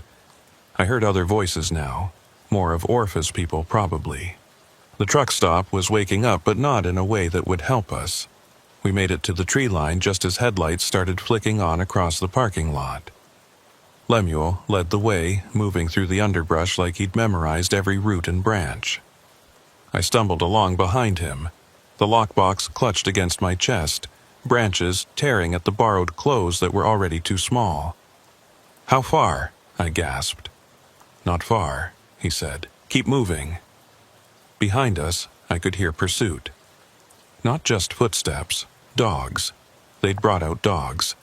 They've got trackers, I said. Won't help them, Lemuel said. Trust me. We burst out of the trees onto a narrow dirt road. An old Honda Civic sat partially hidden in the bushes, covered with a camouflage tarp that Lemuel yanked away. The car looked like it had survived multiple hurricanes badly. Rust eating through the wheel wells, duct tape holding the bumper on, one headlight pointing off at an odd angle. Get in, he said, fumbling with the keys. The engine turned over on the third try, coughing to life like a sick animal. We peeled out, kicking up dirt and gravel just as flashlight beams appeared at the tree line behind us. "Where are we going?" I asked. "First away," Lemuel said, taking a hard right onto another dirt road. "Then we need to find somewhere with the internet. Upload these records before they catch us." "Upload them where?" "Everywhere. Social media, news outlets, FBI tip line. Make it impossible to suppress." The car's suspension groaned as we hit a pothole. Something under the hood was making a grinding noise that didn't sound healthy. "This car going to make it?" "It's made it this far," Lemuel said, which wasn't reassuring. We drove for maybe 20 minutes, taking random turns, doubling back, making sure we weren't followed. Finally, Lemuel pulled into an all-night diner on the outskirts of Opelousas. The kind of place that served coffee that could strip paint and didn't ask questions about why two men showed up at 4:30 a.m. looking like they'd been through a war. "They got Wi-Fi," Lemuel said. "Order something. Look normal." Inside, the diner was mostly empty except for an elderly couple in a corner booth and a trucker at the counter who didn't look up from his eggs. We took a booth in the back, and I ordered coffee and toast with hands that wouldn't stop shaking. Lemuel opened the lockbox using a screwdriver from his pocket. Inside were exactly what he'd promised. Records. Dozens of small notebooks, each one filled with neat handwriting. Names, dates, vehicle descriptions, amounts stolen. A catalog of crimes going back 8 years. "Jesus," I whispered, flipping through one. "There must be 30, 40 names here." 47, Lemuel said.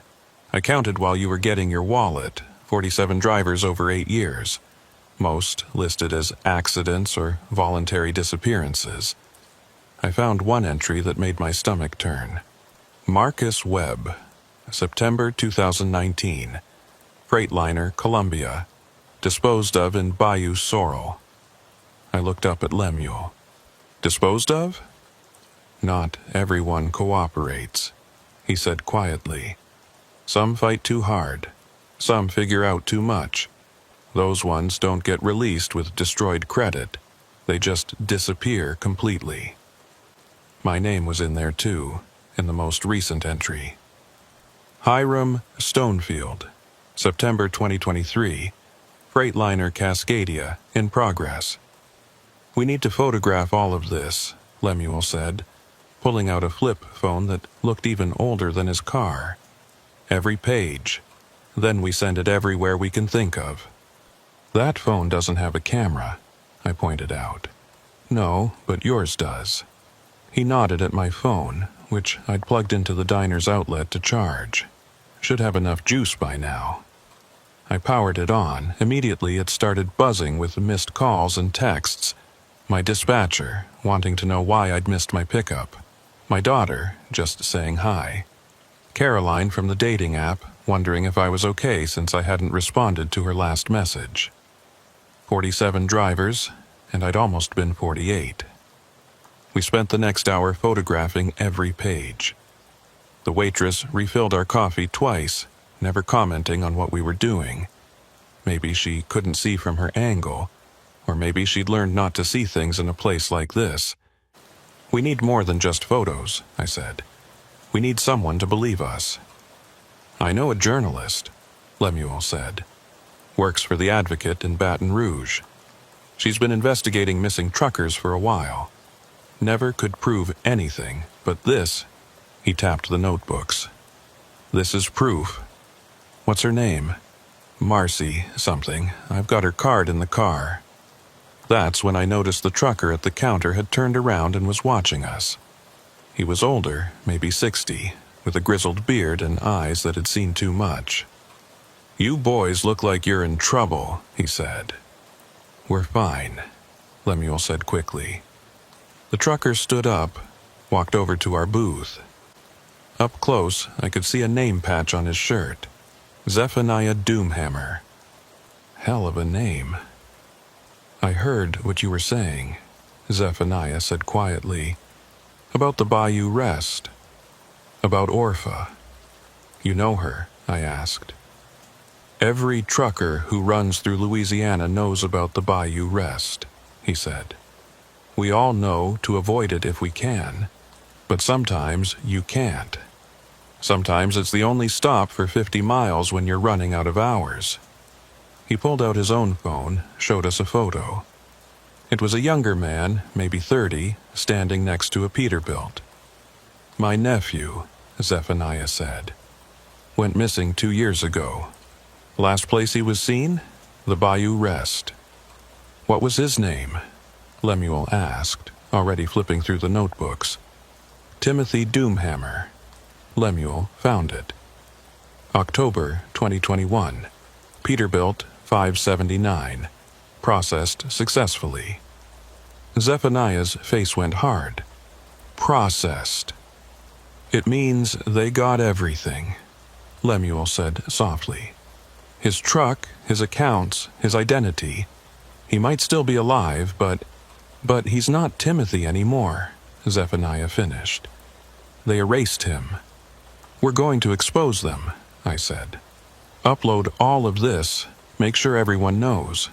That won't be enough, Zephaniah said. Orpha's got protection. Local cops, state officials. You upload this, it'll disappear. You'll disappear. Then what do you suggest? He smiled, but it wasn't a pleasant expression. I suggest we handle this the old way, the trucker way, which is CB radio, he said. Every trucker in Louisiana's got one.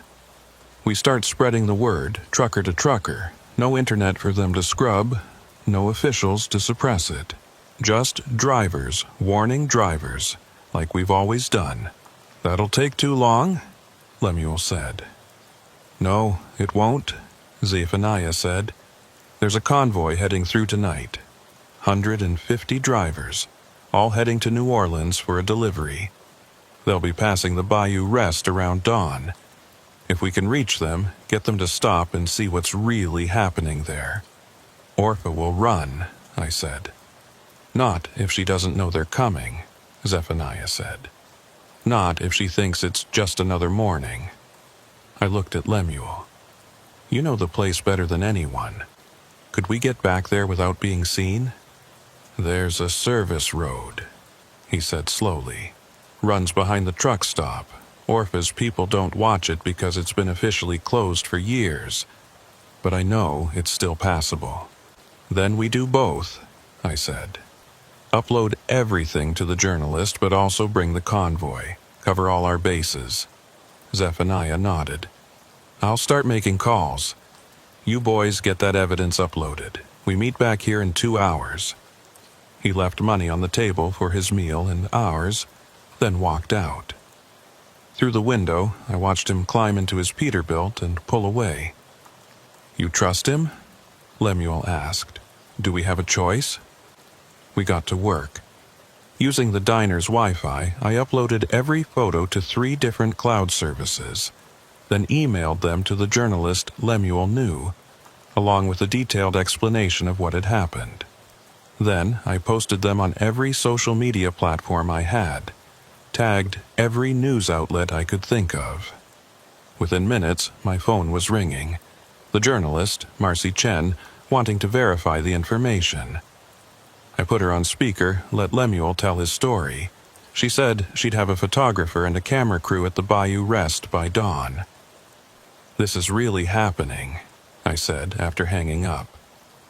If we survive until dawn, Lemuel said, Orpha's not going to go down easy. She's got too much to lose. My phone buzzed with a text from an unknown number. You think you're clever, but you forgot something. Your truck's LoJack is still active. We know exactly where you are. I showed it to Lemuel. His face went pale. We need to go. Now. We threw money on the table and ran for his car, but as we reached it, we saw them. 2 pickup trucks pulling into the parking lot, moving fast. Orpha's people had found us. Back door, Lemuel said, pulling me toward the diner's rear entrance. We burst through into the pre-dawn darkness just as we heard the front door crash open behind us. The diner backed up to a drainage canal, one of those Louisiana waterways that's half river, half sewer. Without hesitation, Lemuel jumped in. The water was maybe waist deep, but the current was stronger than it looked. I jumped after him, immediately regretting it as the foul water soaked through my borrowed clothes. But we didn't have time for regret. We waded along the canal, hidden by its concrete walls, listening to the shouts from the parking lot above. "They went out back!" someone yelled. "Check the canal!" That was Orpha's voice. We moved faster, the lockbox held above my head to keep it dry. The canal ran under a road bridge about 100 yards ahead. If we could make it there. A flashlight beam swept over the water behind us. Then another. "There, in the water!" We ran, or tried to run, moving through waist-deep waters like trying to sprint through molasses. I could hear them on the banks above us keeping pace easily. That's when I heard it. The sound of air brakes. A truck was stopping on the bridge ahead. Then another, and another. Zephaniah's head appeared over the bridge railing. "Need a lift, boys?"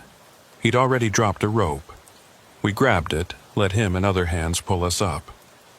As we reached the bridge, I looked back to see Orpha and 3 men standing at the canal's edge, watching us escape.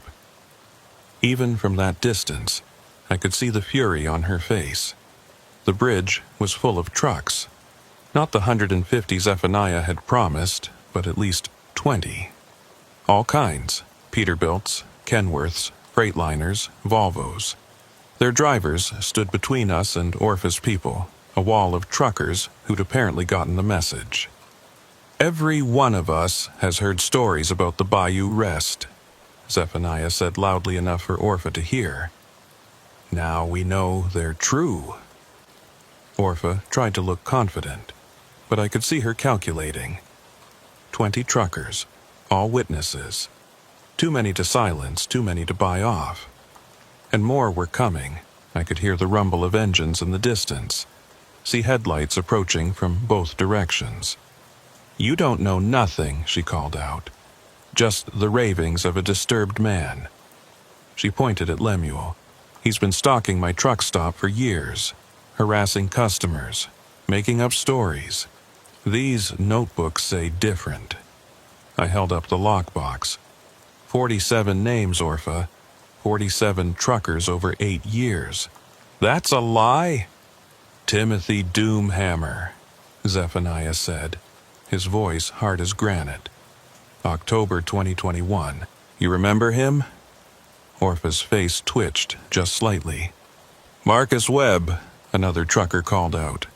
"My cousin, September 2019. "Ray Hutchins," came another voice. "January 2020. "You told the cops he drove into the swamp." More names, more dates. The truckers had been keeping track, comparing notes, building their own record of who had disappeared and where they'd last been seen. "The journalist will be here soon," I said, "along with camera crews.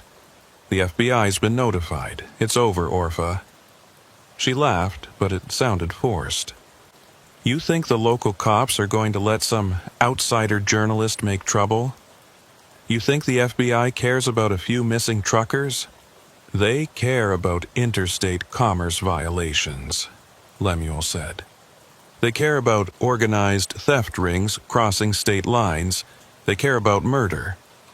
That word, murder, hung in the air like a physical presence. "You can't prove nothing," Orpha said.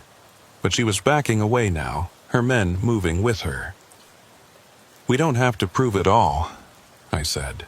"Just enough to get real investigators looking. And once they start pulling threads..."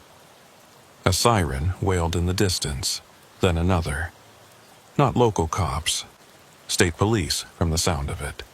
Someone had been making calls. "This ain't over," Orpha snarled. "You don't know who you're messing with. We got friends in places you can't imagine." "So do we," Zephaniah said. "Every trucker in America, for starters." More trucks were arriving now, filling the road in both directions. Word had spread fast on the CB network. The convoy Zephaniah had mentioned was turning into something bigger. A gathering, a reckoning. Orpha and her men retreated to their vehicles. As they drove away, she locked eyes with me through her window. The look she gave me wasn't defeated. It was promising that this wasn't finished. "She'll run," Lemuel said. "Probably got money stashed, fake IDs ready. She's been planning for this day." "Let her run," I said. "As long as she's running, she's not hunting truckers." The sun was coming up now, painting the Louisiana sky in shades of orange and pink. The state police arrived, followed shortly by the news van. Marcy Chen, the journalist, turned out to be a small woman with intense eyes and a voice recorder that never stopped running. We spent the next 3 hours telling our stories. Me, Lemuel, Zephaniah, and a dozen other truckers who'd had close calls at the Bayou Rest over the years. The notebooks were taken as evidence. The truck stop was cordoned off as a crime scene. They found things. In the back office, more records. In a storage building behind the main structure, personal effects from missing drivers. Wallets, phones, keys, all cataloged and labeled like trophies. And in Orpha's desk, a list of future targets, complete with photos and schedule information. My name had been circled in red, but they didn't find Orpha, or Earl the security guard, or the others Lemuel had identified as part of the ring. They'd vanished like smoke, leaving behind only evidence of their crimes. They had an escape plan, the lead state investigator told me. Probably had it for years. People like this, they know eventually their luck runs out.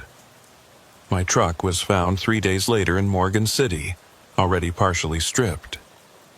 Insurance covered most of it, but I was out of work for 2 months while everything got sorted. The dating app woman, Caroline, turned out to be more understanding than I'd expected. We're still talking, taking things slow. Lemuel disappeared the day after everything went down. Left a note saying he'd done what he'd come to do, and now he needed to find a new purpose. I hope he did. Zephaniah started a trucker safety network, spreading information about dangerous stops, suspicious situations. It's all CB-based, old school, impossible to hack or suppress. The Bayou Rest is on the permanent blacklist. The FBI investigation is ongoing. They've connected the Bayou Rest ring to similar operations in 3 other states. Turns out, Orpha was part of something bigger, something that had been preying on truckers for decades. They've made some arrests, but the main players are still out there somewhere. I got a postcard last month. No return address, postmarked from Mexico. All it said was, "Not over. OT." Orpha Thornwick, letting me know she's still out there. I keep driving, changed companies, changed routes, but I'm still out here on the highways. I avoid Louisiana mostly, though sometimes work takes me through. When it does, I drive straight through. No stops. Extra fuel tanks to make sure I don't have to pull over. But here's the thing about being a trucker. We talk to each other. We share information. We watch out for our own. Every driver out here knows about the Bayou Rest now. Knows about Orpha and her crew. Knows to be careful at isolated truck stops, to stay alert in the showers, to keep their keys and phones secure. The Bayou Rest itself is closed now, has been since that morning. The building's still there, slowly being reclaimed by the swamp. Kudzus covering the walls, windows are broken, parking lots cracking apart. Sometimes truckers report seeing lights there at night, shadows moving around the abandoned structure. But no one stops to investigate. It's become a ghost story we tell, a warning disguised as legend. 6 months after everything happened, I was at a truck stop in Arkansas, a nice one, well lit, plenty of people around. I was in the shower, and for just a second, I thought I heard someone try the door handle. My blood went cold, and I was right back at the Bayou Rest, naked and vulnerable. But it was just another trucker who'd gotten the wrong stall number. He apologized through the door, moved on. I finished my shower, got dressed, walked back to my truck without incident. That's the thing about what happened. It stays with you. Every truck stop shower, every isolated rest area, every too friendly attendant who asks too many questions. You get paranoid, but maybe that's not a bad thing. Maybe a little paranoia keeps you safe out here. I still have the lockbox. The cops made copies of everything, but they let me keep the original. 47 names of drivers who weren't as lucky as me. Sometimes I read through them, wondering about their families, their final moments, what happened to them after they were processed. There's a memorial now, unofficial, but real. A tree near where the Bayou Rest used to operate, where truckers have started leaving things. Photos, CB antennas, mud flaps with company names. Tributes to the ones who didn't make it out. I stop there sometimes when I'm passing through, add a fresh American flag or clean up the area a bit. Lemuel was right about one thing. Time does move funny when you're in shock. Looking back, that whole night feels both endless and instant, like it lasted forever and happened in a blink. Sometimes I dream about it, about being in that shower, hearing footsteps, knowing something's wrong but not being able to stop it. But I also dream about what came after. The truckers on the bridge, the wall of support, the community coming together. That's the part that matters, really. Not what Orpha and her people took, but what the rest of us did about it. The truth is, trucking's always been dangerous. Long hours, lonely roads, valuable cargo. We're targets just by the nature of what we do. But we're also a brotherhood, a network that spans the entire country. You mess with one of us, you mess with all of us. The Bayou Rest is closed, but there are other places out there. Other Orphas waiting in other truck stops. We know that. We watch for them. We warn each other. We survive by sharing information, by refusing to be easy victims. My phone buzzes sometimes with unknown numbers, texts that say things like, "Still watching," or "See you soon." I know it's her or her people trying to scare me, trying to make me look over my shoulder. But here's what Orpha doesn't understand. I was already looking over my shoulder. Every trucker is. It's how we survive out here. We check our mirrors constantly, watch for vehicles following too close, notice when things don't feel right. That paranoia she's trying to instill? We've already got it. It's part of the job. I'm back on the road full-time now. New truck, a 2020 Freightliner Cascadia that I bought outright with the insurance money and a loan. It's got all the modern safety features, better locks, GPS tracking that I control, even a camera system that records everything around the vehicle. I still stop at truck stops, still take showers, still grab coffee at 3 a.m. from sketchy-looking places. But I'm careful, we all are now. The new drivers, the young ones just starting out, they get warned about the Bayou Rest and places like it. It's become part of the unofficial training, the stories older drivers tell to keep the rookies safe. Some think we're exaggerating, making up ghost stories. Then they see the memorial tree, read the news articles, understand that the monsters in our stories are real people doing real harm. Zephaniah's safety network has grown. There's an app now, though most of us still prefer the CB radio. Instant communication, no digital trail, no way for predators to track or hack it. Old technology keeping us safe from new threats. I never found out what happened to my original truck. Insurance said it was totaled, stripped for parts. But sometimes I wonder. Sometimes I think about it out there somewhere, wearing different plates, hauling different loads, carrying the ghost of what happened that night. The shower stall at the Bayou Rest, stall 4, that image stays with me. The rusted lock, the moldy tiles, the shelf where my belongings sat for just a moment before being stolen. Such a mundane place for life to change completely. But that's how it happens, isn't it? The worst moments come when you're vulnerable, when you're just trying to get clean after a long haul. I've thought about quitting, finding work that keeps me home, keeps me safe. But trucking's what I know. It's who I am. And maybe in a way what happened made me better at it. More aware, more careful, more connected to the community of drivers around me. We look out for each other now more than ever. If someone doesn't check in, we notice. If someone reports something suspicious, we spread the word. If someone needs help, we show up. That's what Orpha and her kind don't understand. They didn't just attack individual drivers. They attacked all of us. And we responded accordingly. The investigation's still open. Every few months, I get a call from the FBI asking if I remember any other details, if I've heard anything new. I tell them about the postcards, the texts.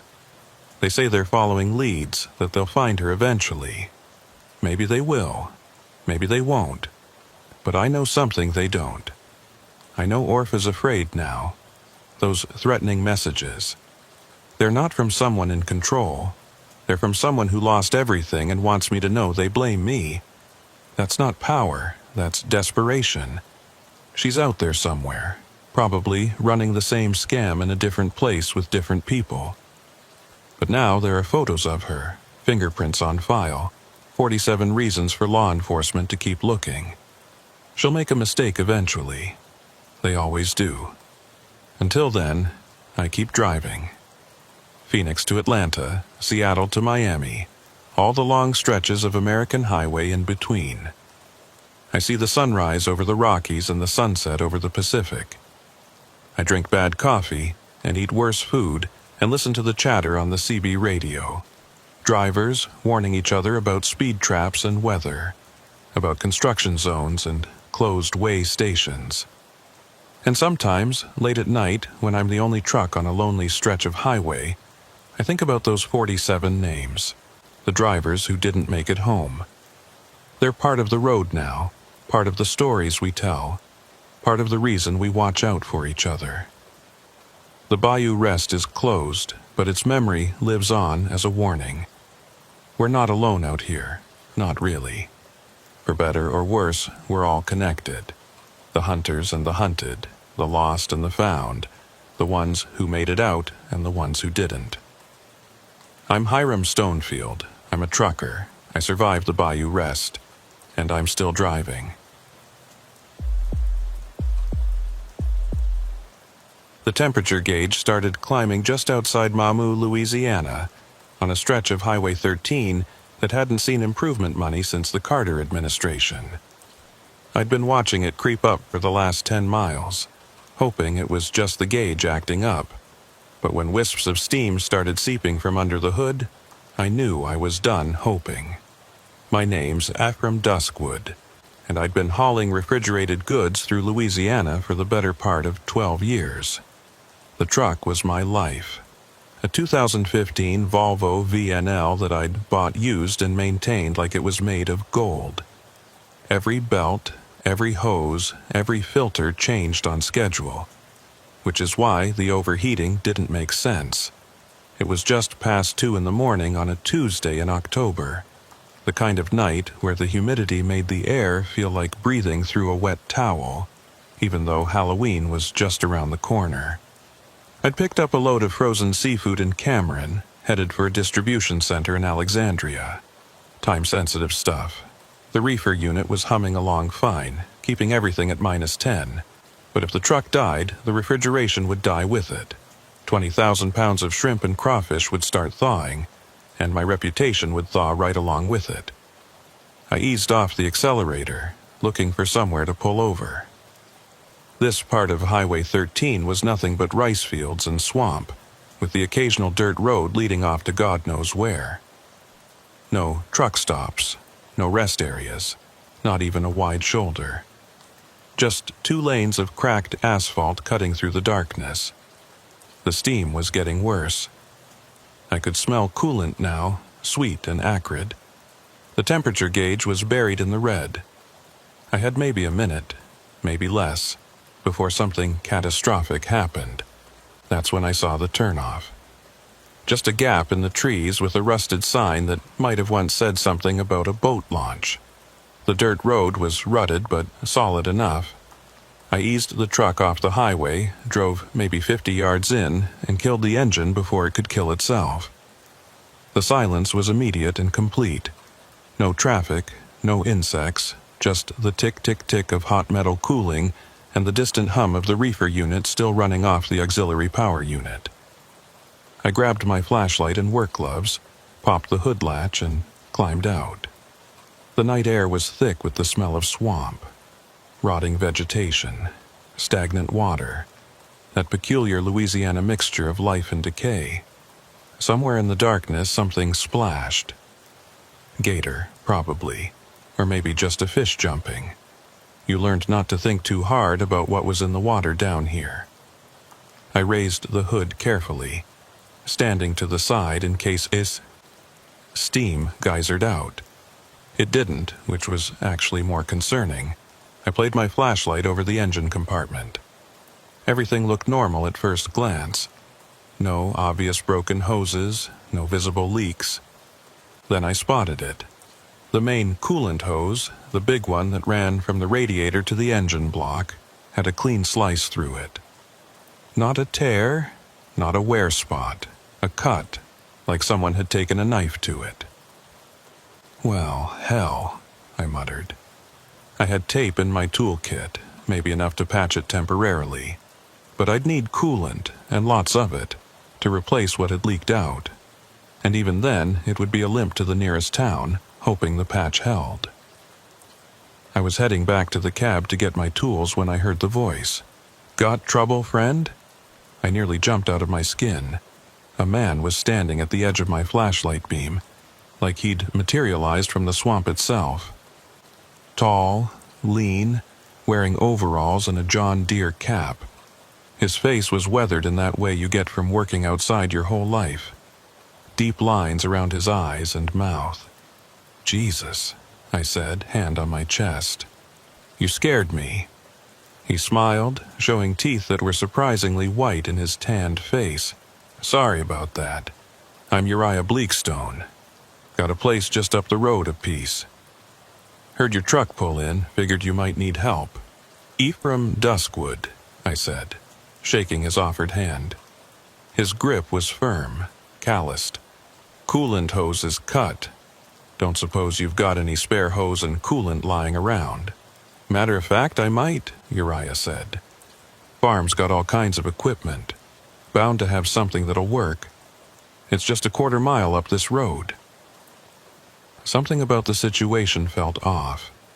How had he heard my truck from a quarter mile away? Why was he out at 2 in the morning? But I was stuck, and he was offering help. "That's mighty kind of you," I said. "No trouble at all. We help each other out here. Don't get many visitors, especially not at this hour.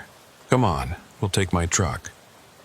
He gestured toward the road where I could now see the shape of a pickup parked in the shadows. An old Ford, by the look of it, more rust than metal. "I should probably stay with my rig," I said. "Got refrigerated cargo."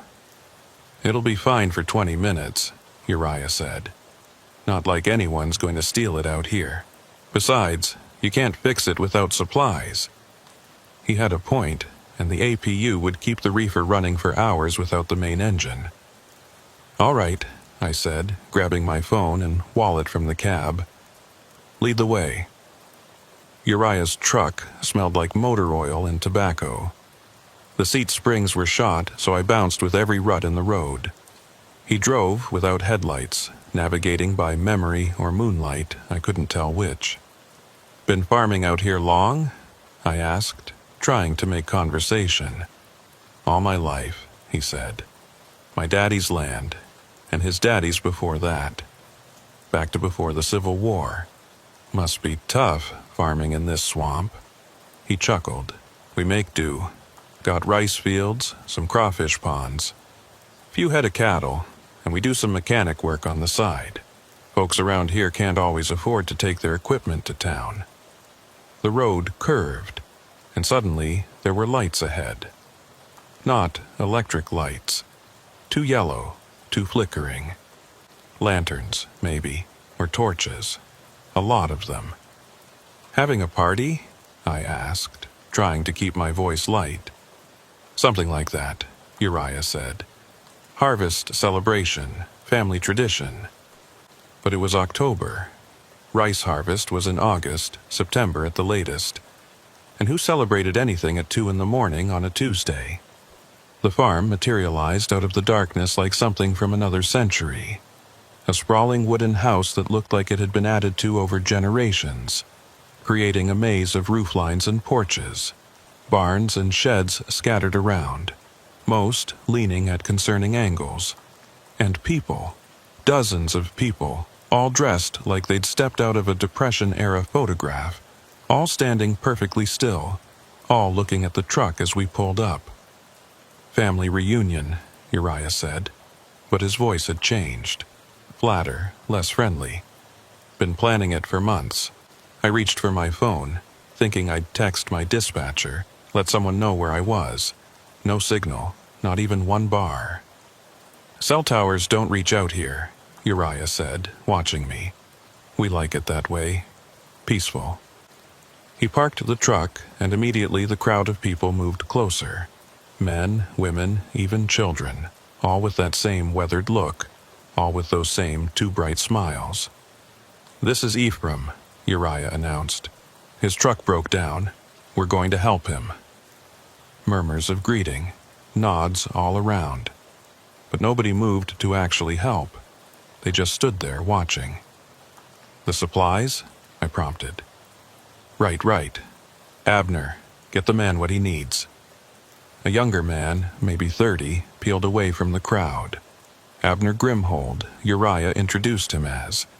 He had the same lean build as Uriah, the same weathered face, but his eyes were different.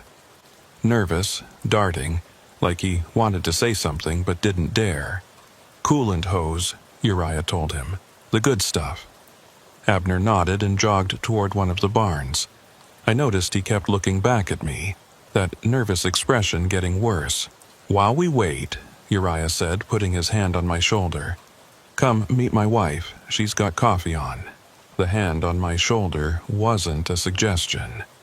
It was a grip, firm enough to hurt if I tried to pull away. The crowd parted as he guided me toward the house, then closed behind us. I was surrounded.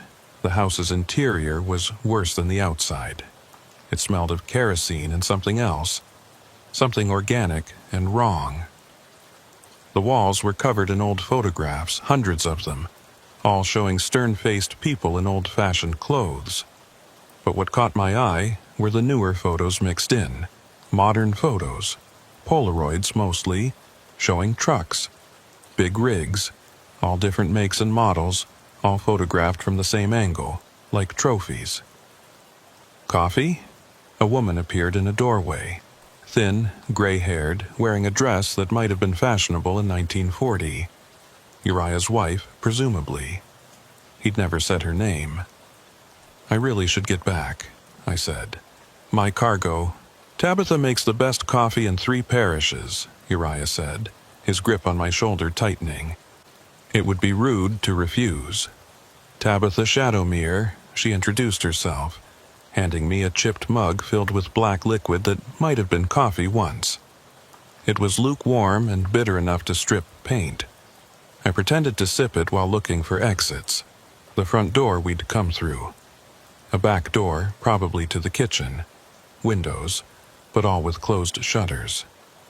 "U-Haul refrigerated?" Tabitha asked, settling into a rocking chair that creaked ominously. "Yes, ma'am." "What kind of cargo?" "Seafood mostly." "Valuable?" The question was too pointed, too interested. "Not really, just shrimp and crawfish. Nothing special." She exchanged a look with Uriah. Disappointment, maybe, or calculation. "Still," Uriah said, "truck like yours must be worth something." "It's insured," I said quickly. Company tracks it by GPS. They know exactly where it is at all times. Another lie.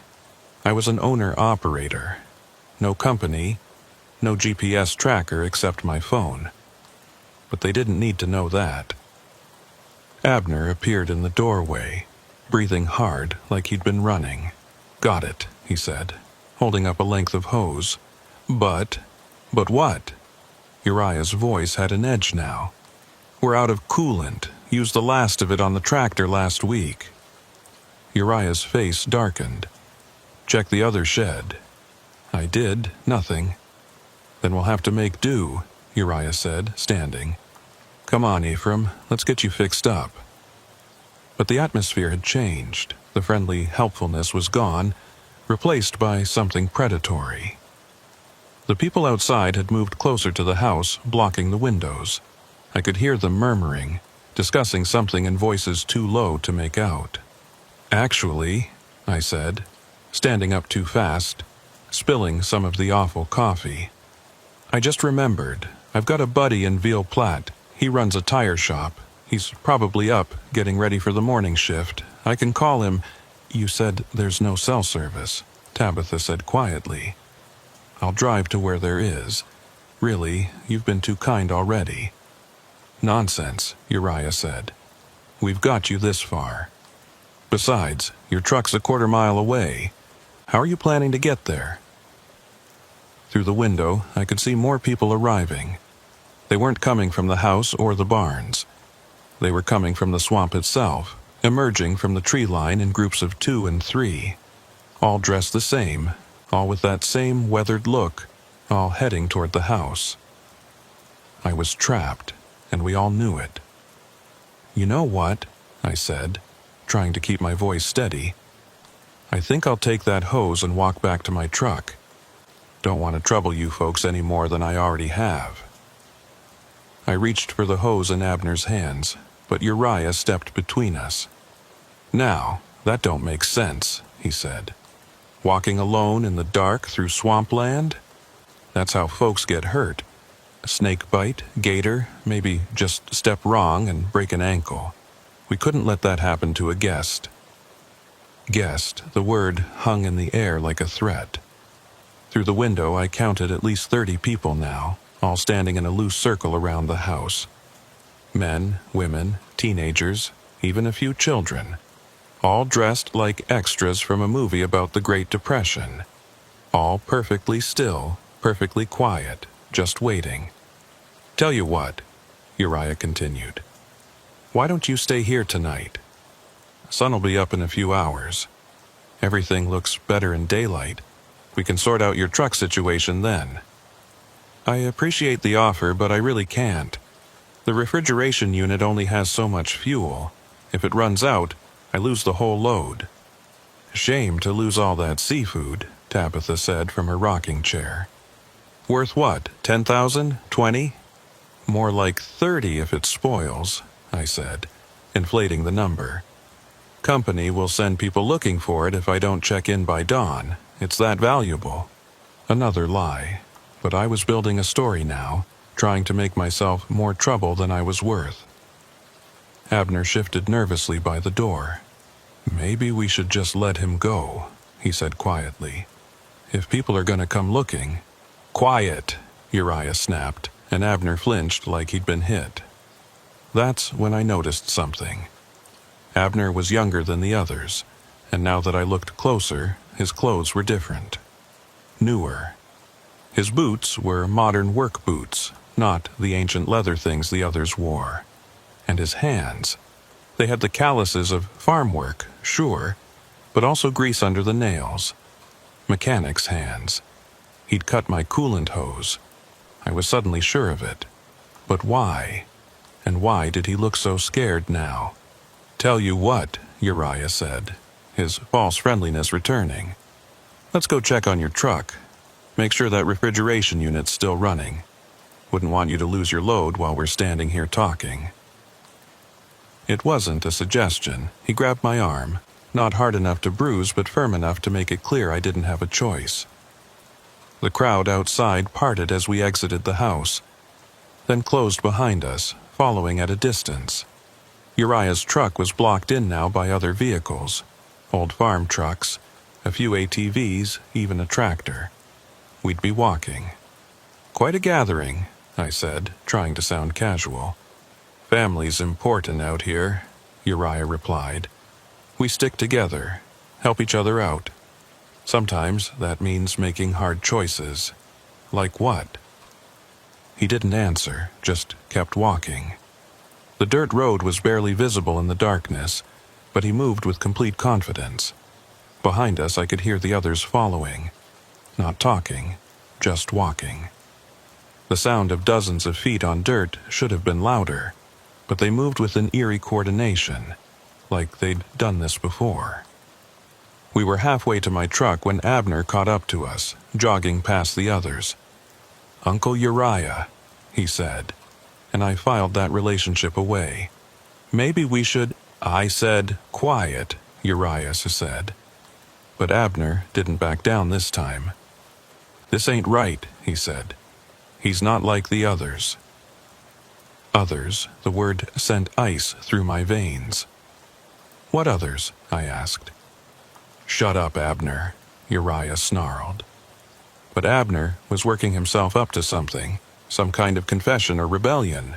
"The ones who don't have nobody," he said, talking fast. "The ones who won't be missed, but he's got people. He's got—" Uriah's hand moved fast, backhanding Abner hard enough to send him stumbling. "I said, shut up." I used the distraction to pull away from Uriah's grip, putting some distance between us. "What's he talking about? What others?" The crowd had stopped walking. They were spreading out now, forming a loose circle around us. In the darkness, they were just shapes, but I could feel their attention like a physical weight. "Nothing," Uriah said, but his voice had lost all pretense of friendliness. "Boys touched in the head, too much time in the sun." "The photos in your house," I said, pieces clicking together. "All those trucks, those weren't just pictures. Those were trophies." Uriah smiled then, and it was the coldest thing I'd ever seen. "Man's gotta make a living. Farm don't pay what it used to. You rob truckers, that's your real harvest." "Rob's an ugly word," he said. "We prefer to think of it as reclamation. Trucks break down on this stretch all the time. Radiator hoses especially. Funny how that happens." I looked at Abner, who was holding his jaw where Uriah had hit him. "You cut my hose while I was driving. How?" "Truck stop in Mamu," Abner said quietly. "You were inside getting coffee for 15 minutes. More than enough time." I remembered the stop, just a quick break to stretch my legs and grab caffeine for the final push. I'd never even noticed anyone near my truck. "We pick careful," Uriah said. "One's driving alone. Ones with older trucks that might actually break down.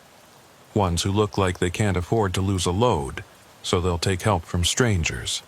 "And then what? You kill them?"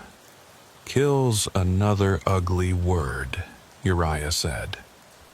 "Sometimes folks just disappear. Swamp's big. Lots of places a body won't ever be found. But usually, we don't have to go that far. Usually, folks are smart enough to hand over what we want and walk away. But I don't have anything. Old truck, cheap cargo. You got a truck worth 40,000 even used," Tabitha said. She'd followed us, moving silent as smoke. "You got credit cards, bank account. You got an identity we can use for all sorts of things. And if I refuse—" The circle tightened. I counted faces now, 37 people, all watching me with the patient hunger of predators who knew their prey was cornered. "Then you become a missing person report that nobody follows up on," Uriah said simply. "Another trucker who abandoned his rig, walked off into the night. Happens more than you'd think." My truck was visible now, just a darker shape against the dark trees. The reefer unit was still humming, still working, my lifeline to the outside world, if I could reach it. "Here's what's going to happen," Uriah said. You're going to sign over your truck title. You're going to give us your banking information, your passwords, everything. You're going to make this easy, and in return, we'll let you walk to the highway. Someone will pick you up eventually. You'll have a story about getting robbed, but no proof. No way to find us again. This road don't officially exist. This farm ain't on any map. And if I don't? He pulled something from his pocket. A knife, long and well used. Then we do this the hard way, and trust me, friend, you don't want that. The crowd murmured agreement. Some of them were holding tools now, shovels, picks, things that could hurt, things that could kill. But Abner was shaking his head, backing away from his uncle. "This ain't what you promised," he said. "You said we were just going to take the trucks. Nobody was supposed to get hurt." "Nobody has to get hurt," Uriah said, not taking his eyes off me. "Long as everybody cooperates." I saw my chance then. Not in running. I'd never make it to my truck before they caught me. But in the division between Uriah and Abner, the nephew who'd been pulled into something he wasn't comfortable with. "How many?" I asked Abner directly. "How many truckers have disappeared out here?" "Don't answer that," Uriah warned. But Abner was past caring. 12, he said. 12 in the past 3 years. Most walked away, but some...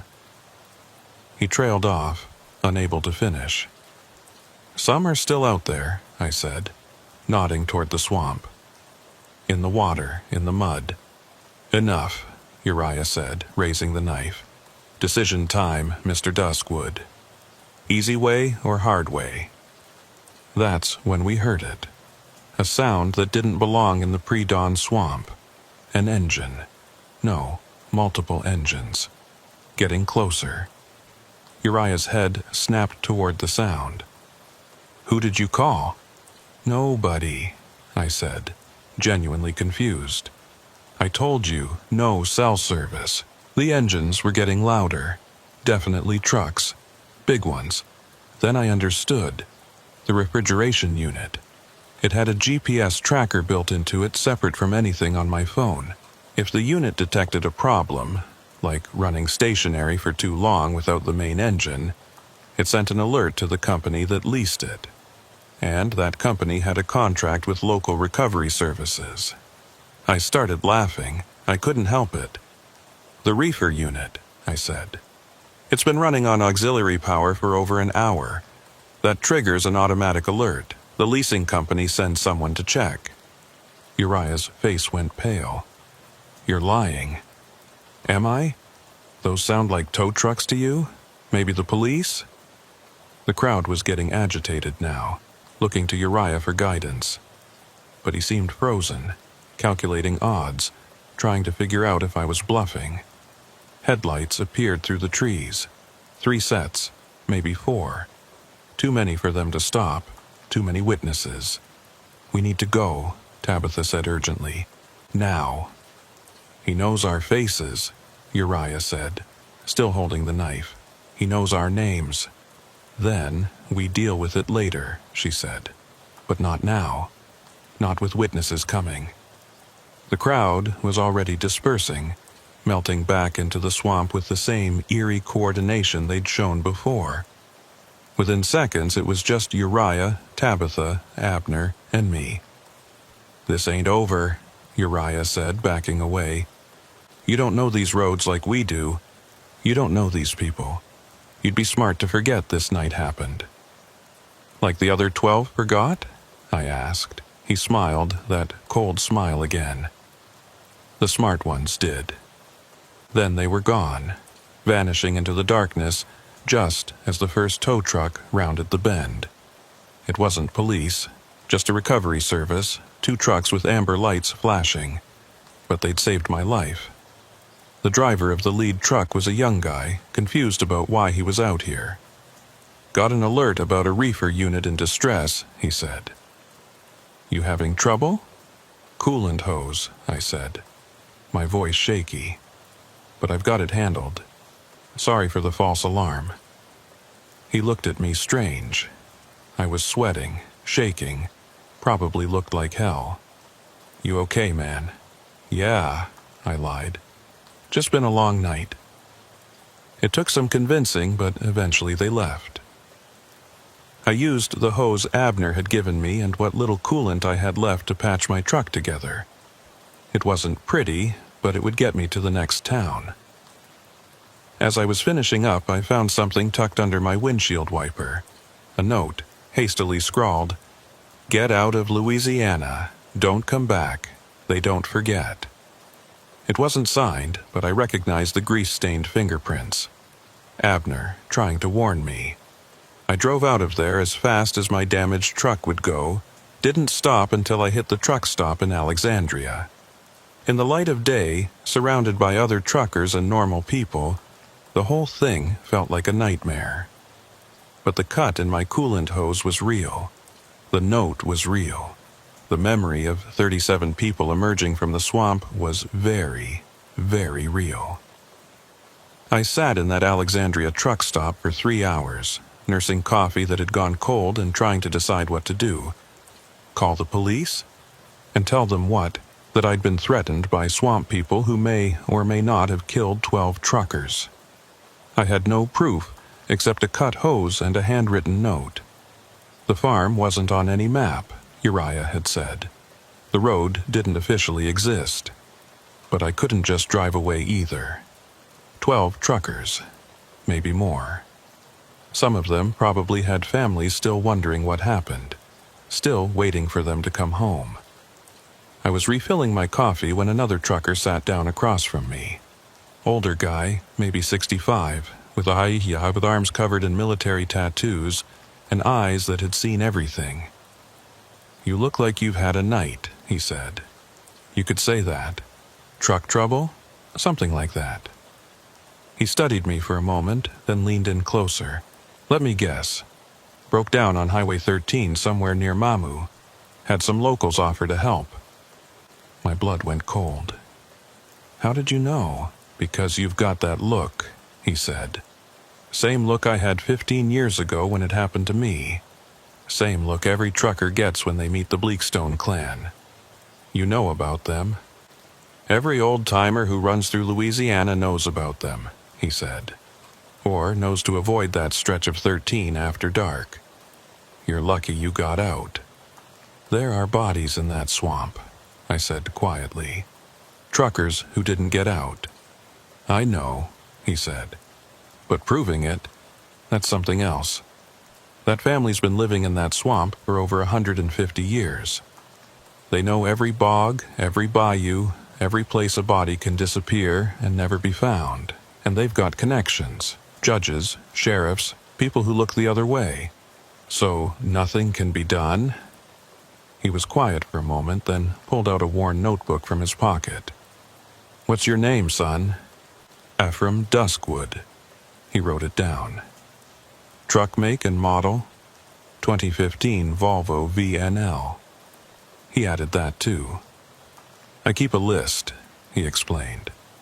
"Every trucker who's had a run-in with them and lived to tell about it. Everyone who didn't. Been doing it for 15 years, ever since they tried to get me."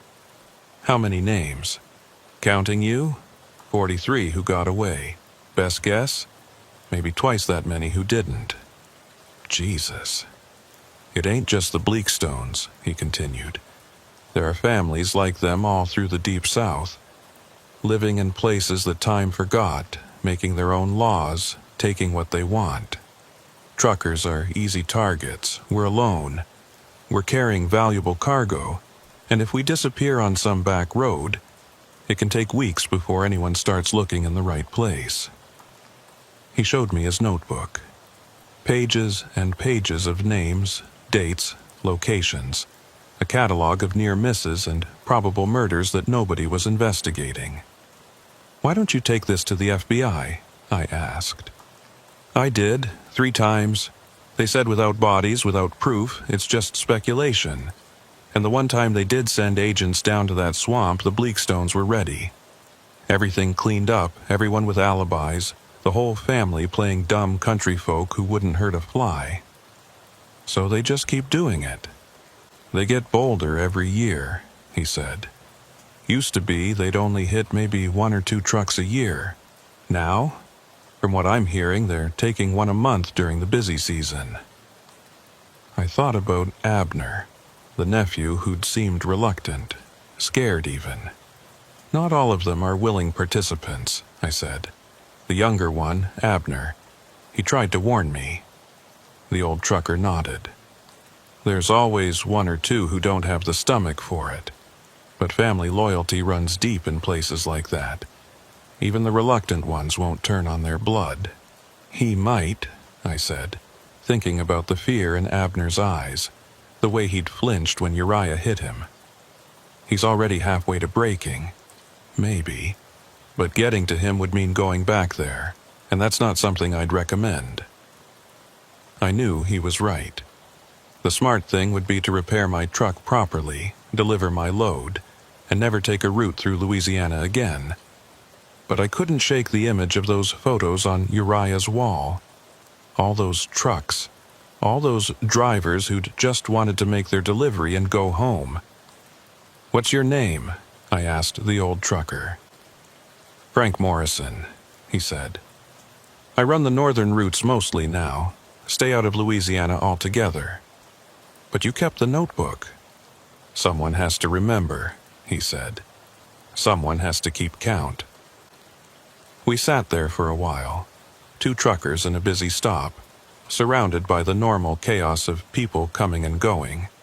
But we were both thinking about that swamp, about the things that happened in the dark places where the modern world hadn't quite reached.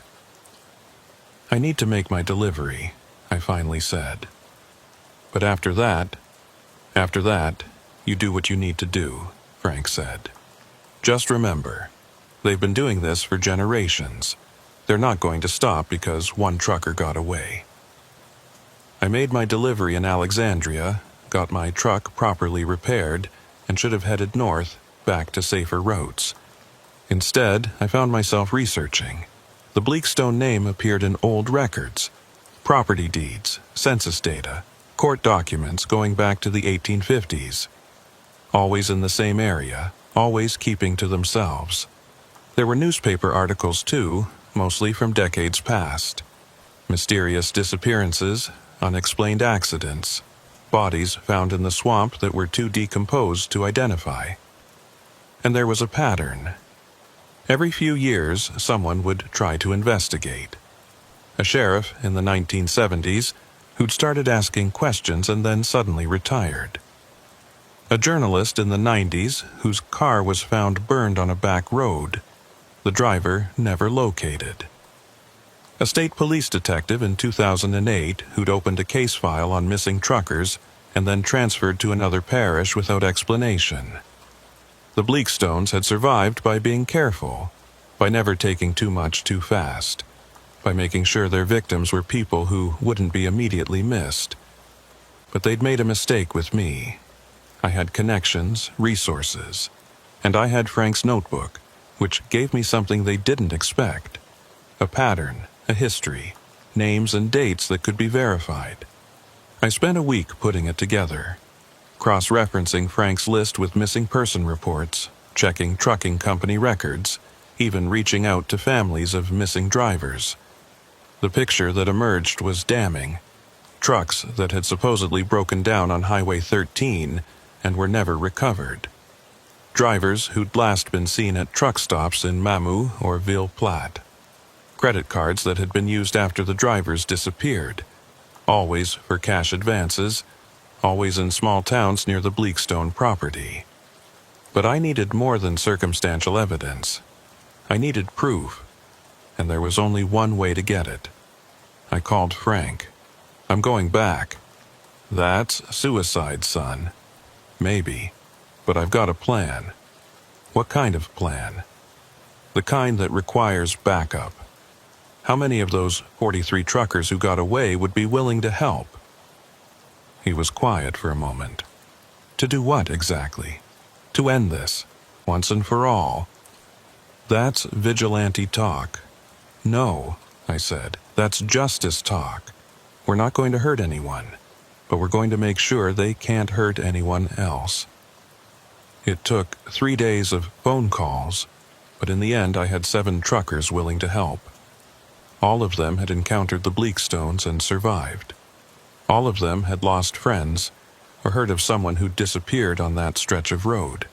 We met at a truck stop in Lafayette to plan. There was Frank, of course. Then Miguel Reeves, whose brother had vanished on Highway 13 5 years ago.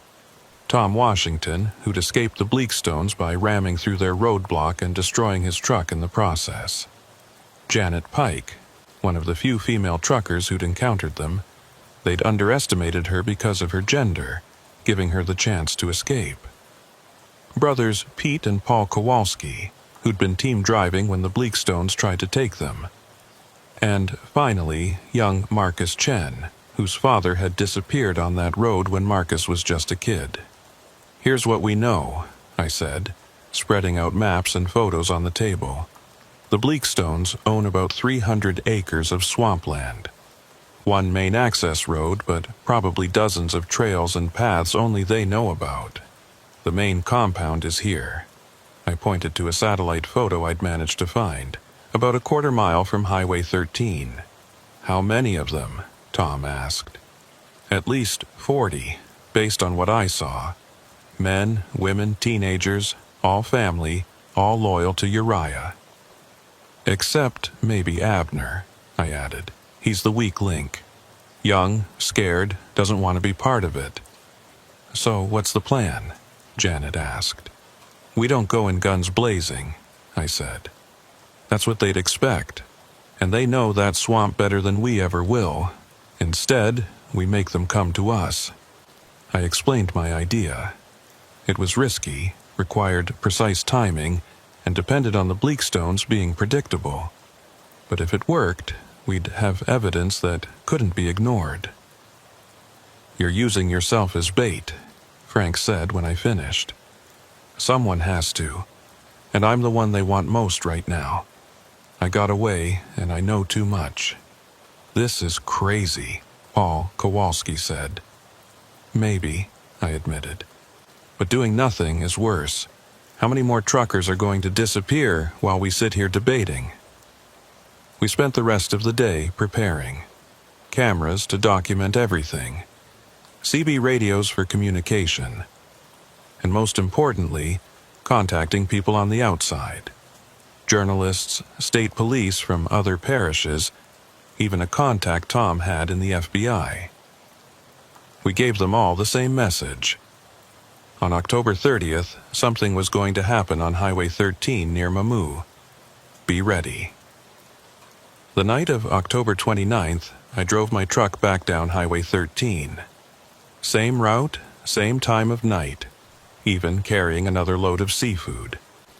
I wanted everything to be familiar, to make the Bleakstones think I was just another stupid trucker who hadn't learned his lesson.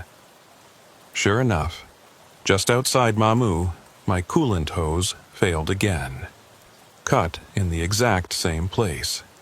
Abner hadn't lost his touch. I pulled over at the same turnoff, went through the same routine of checking the engine. And just like before, Uriah appeared out of the darkness. "Well, well," he said. "Ephraim Duskwood. Didn't think we'd see you again."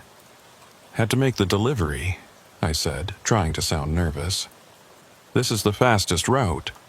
"Foolish," he said, "very foolish." This time, he wasn't alone. At least a dozen men emerged from the trees, all armed. They'd learned from last time. "No recovery service coming to save you tonight," Uriah said. "We disabled that GPS unit while you were driving. You're all alone out here." "I figured as much," I said. He smiled that cold smile. "Then you know how this ends." "I do," I said. "But not the way you think." That's when the lights came on. 7 trucks, hidden in the trees on both sides of the road, all hit their high beams at once.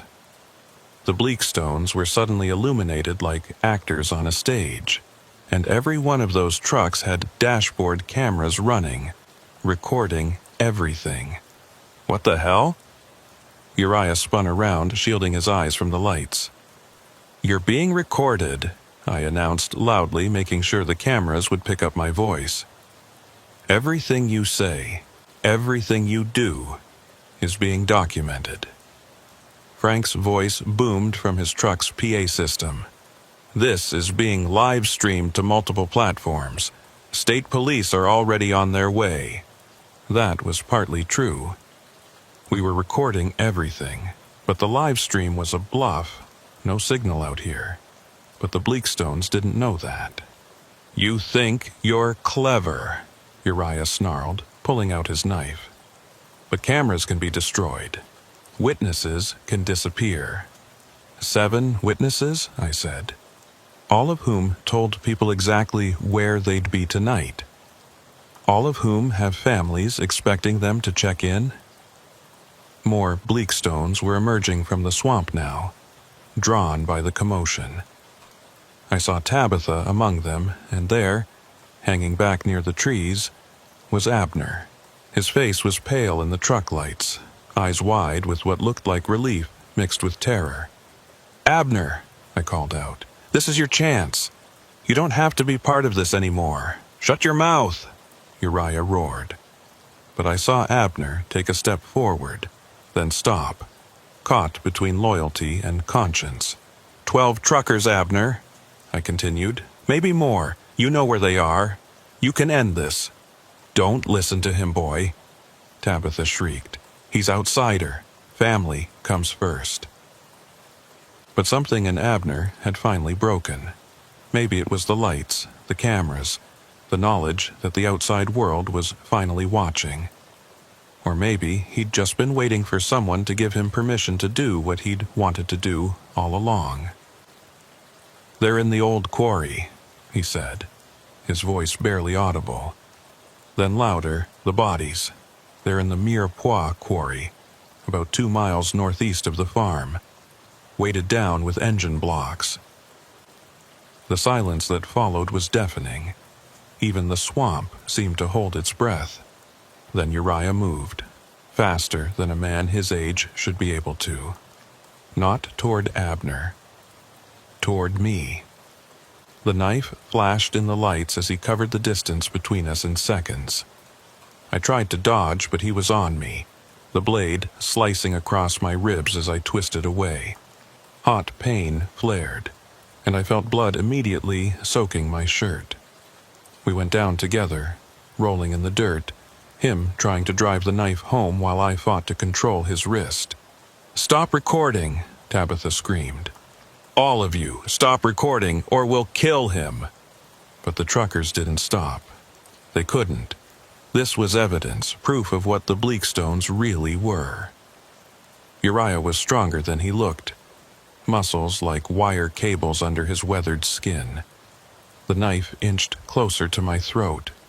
I could smell his breath, sour with tobacco and something rotten. Then a shovel connected with the side of his head. Not hard enough to kill, but enough to stun. Uriah rolled away and I looked up to see Abner standing over us, shovel raised for another swing if necessary. "Enough," Abner said. "It's enough, Uncle Uriah. It's over." "You little traitor." Tabitha rushed forward, but Janet Pike was out of her truck now, tire iron in hand, placing herself between Tabitha and Abner. "Back off, lady," Janet said calmly. "You're done terrorizing truckers." The sound of sirens finally cut through the night. Real ones, this time, getting closer fast. The Bleakstones began to scatter, some running for the swamp, others for vehicles. But it was too late. The road was blocked in both directions now. Police cars, state troopers, even an FBI van. Uriah struggled to his feet, blood running from where Abner had hit him. He looked at his nephew with pure hatred. "You destroyed us. Your own blood." "You destroyed us," Abner shot back. "The moment you killed the first trucker, I was just too scared to stop you." The police moved in then, weapons drawn, shouting orders. The Bleakstones who hadn't fled were forced to the ground, cuffed, arrested.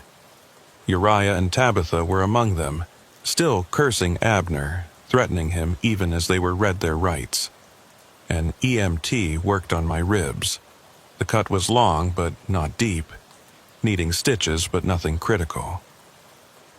As he bandaged me up, I watched the police operation unfold.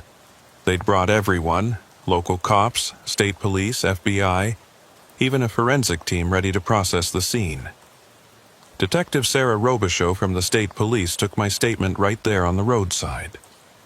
I told her everything, both encounters, the 43 truckers Frank had documented, what Abner had said about the quarry. She listened, asked careful questions, took notes. "We've been trying to crack this family for years," she admitted. But they were careful, connected. We needed something like this. Multiple witnesses, video evidence. One of them turning witness. "What happens to Abner?" I asked. "Depends on what he knows, what he's willing to testify to. He's young. Seems like he was coerced. Prosecutor might offer him a deal if he cooperates fully." Frank came over as the detective moved on to interview others. "You did it," he said. "You actually did it." "We did it," I corrected. "All of us." By dawn, the Mirepoix quarry had been located. It took 3 days to drain enough water to start recovering bodies. The final count was worse than anyone had imagined. 19 truckers over a 15-year period. Some had been reported missing, others had simply vanished without anyone to report them gone. Each body told a story of violence, of lives cut short for the contents of a wallet or the value of a truck. The trial was a sensation. 41 members of the Bleakstone family were eventually arrested, though only 23 were charged with serious crimes. Uriah and Tabitha got life without parole. Others got sentences ranging from 5 to 30 years depending on their level of involvement. Abner testified for the prosecution. He laid out the entire operation, how they chose victims, how they disposed of bodies, how they sold the trucks through a network of chop shops across 3 states. His testimony was devastating, and when it was over, he entered witness protection. Last I heard, he was somewhere in the Pacific Northwest, working as a mechanic under a new name, trying to build a life free from the shadow of his family's crimes. The trucking community responded in force. A memorial was erected on Highway 13, near where so many had disappeared. 19 names carved in granite, with space left for any others who might be found. Truckers stop there sometimes, leave flowers or small tokens. It's become a place of pilgrimage, a reminder of what can happen when we don't watch out for each other. I kept driving for another 2 years, but it was never the same. Every breakdown, every offer of help from a stranger, every isolated road at night, they all carried echoes of that swamp, of Uriah's cold smile and the knife flashing in the headlights. The scar on my ribs ached whenever it rained, a permanent reminder. Eventually, I sold my truck and took a job as a dispatcher. It's safer, more predictable. I sleep in my own bed every night instead of in truck stops, but I miss the road sometimes, miss the freedom of it, the solidarity of the trucking community. Frank Morrison still drives, still keeps his notebook, though he hasn't had to add many names lately. The story of the Bleakstones spread through the trucking world like wildfire. Every driver knows now to be careful on isolated roads, to verify offers of help, to trust their instincts when something feels wrong. The Bleakstone property was seized by the state, the farm and buildings demolished. The land is returning to swamp now, nature reclaiming what was always hers. Sometimes people report seeing lights there at night, hearing voices calling for help. But that's just folklore, stories truckers tell. The real Bleakstones are in prison, where they'll stay for the rest of their lives. 5 years have passed since that night on Highway 13. I'm sitting in my office at Shepherd Logistics in Shreveport, going through driver logs and route assignments, It's routine work, far from the danger and uncertainty of long-haul trucking. But every October, when the heat breaks and the Louisiana nights turn cool, I think about that encounter. The phone rings. It's my direct line, not the company number. Ephraim Duskwood? The voice is young, nervous. Yes? My name is... well, that doesn't matter. I heard about what happened with the Bleakstones, all of it. That was 5 years ago, I say carefully. Old news. Not for everyone. See, my family, we have a similar situation. Not Louisiana, Mississippi, about 60 miles east of Jackson. Family that's been preying on truckers for decades. I feel the old chill, the one I thought I'd left behind when I quit driving. Why are you calling me? Because you stopped them. You and those other truckers, you showed it could be done. Call the police. I can't. They own the police in our county. Sheriff's married to my cousin. Deputies are all related somehow. It's like the Bleakstones, but worse, because they're not just taking truckers. They're taking anyone who breaks down on Highway 49. Families, tourists, anyone. I'm already reaching for my old notebook, the one where I kept track of everything during the Bleakstone investigation. What's your name? Call me Daniel. That's not my real name, but it's what I want to be called. Are you part of it, Daniel? Like Abner was? A long pause. I was, until 3 weeks ago when they took a family. Mom, Dad, 2 kids. The kids were maybe 8 and 10. They made me help dispose of the car. The kids' toys were still in the back seat. I close my eyes. It's happening again. Or maybe it never stopped. Maybe for every Bleakstone clan we expose, there are 10 more operating in the shadows of America's back roads. Where are you now? I ask. Truck stop near Meridian. I ran. Took what evidence I could, but it's not much. Some photos, a few documents. They'll come looking for me soon. How many bodies, Daniel? Dozens, maybe over 100. They've been doing this since the 1960s. I look at the photo on my desk. The 7 truckers who helped me stop the Bleakstones. Frank, Miguel, Tom, Janet, Pete, Paul, Marcus. We still keep in touch, still share information about dangerous routes and suspicious incidents. Stay where you are, I tell Daniel. Keep visible, stay in public spaces. I'm going to make some calls. I hang up and immediately dial Frank. He answers on the second ring like he's been expecting my call. Frank, we've got another situation. Mississippi? How did you know? Been hearing rumors for months. Truckers going missing on 49. Locals all say to avoid that stretch after dark. Figured it was only a matter of time before someone reached out. Can you get the others? Already started. Tom's in Memphis. Can be there in 3 hours. Janet's running a load through Mobile, but she can divert. The Kowalski brothers are actually in Mississippi right now doing a furniture haul. What about Marcus? Marcus quit driving last year. Got married, has a baby on the way. But he gave me names of other drivers who want to help. There's a whole network now, Ephraim. Truckers who've heard the story, who want to be part of stopping these predators.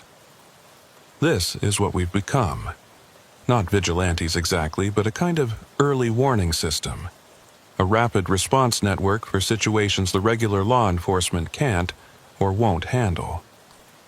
Since the Bleakstones, we've helped expose 3 other operations. Each time, we use the same strategy. Overwhelming documentation, multiple witnesses, and enough media attention that authorities have to act. I'll need a truck, I say. You're coming out of retirement.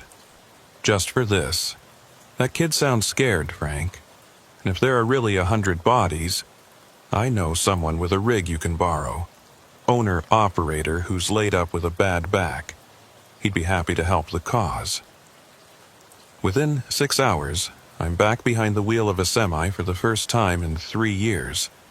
It's a newer Peterbilt, all digital displays and computer-controlled everything.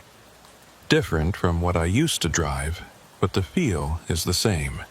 The height, the power, the sense of being part of something bigger than just a vehicle. I meet Daniel at the truck stop. He's younger than Abner was, maybe 22, with the haunted look of someone who's seen too much. His evidence is more substantial than he indicated on the phone. Photographs of burial sites, ledgers showing trucks that were sold, even audio recordings of family members discussing their crimes. They call themselves the Harrow family, he explains, as we sit in my borrowed truck, going through the materials.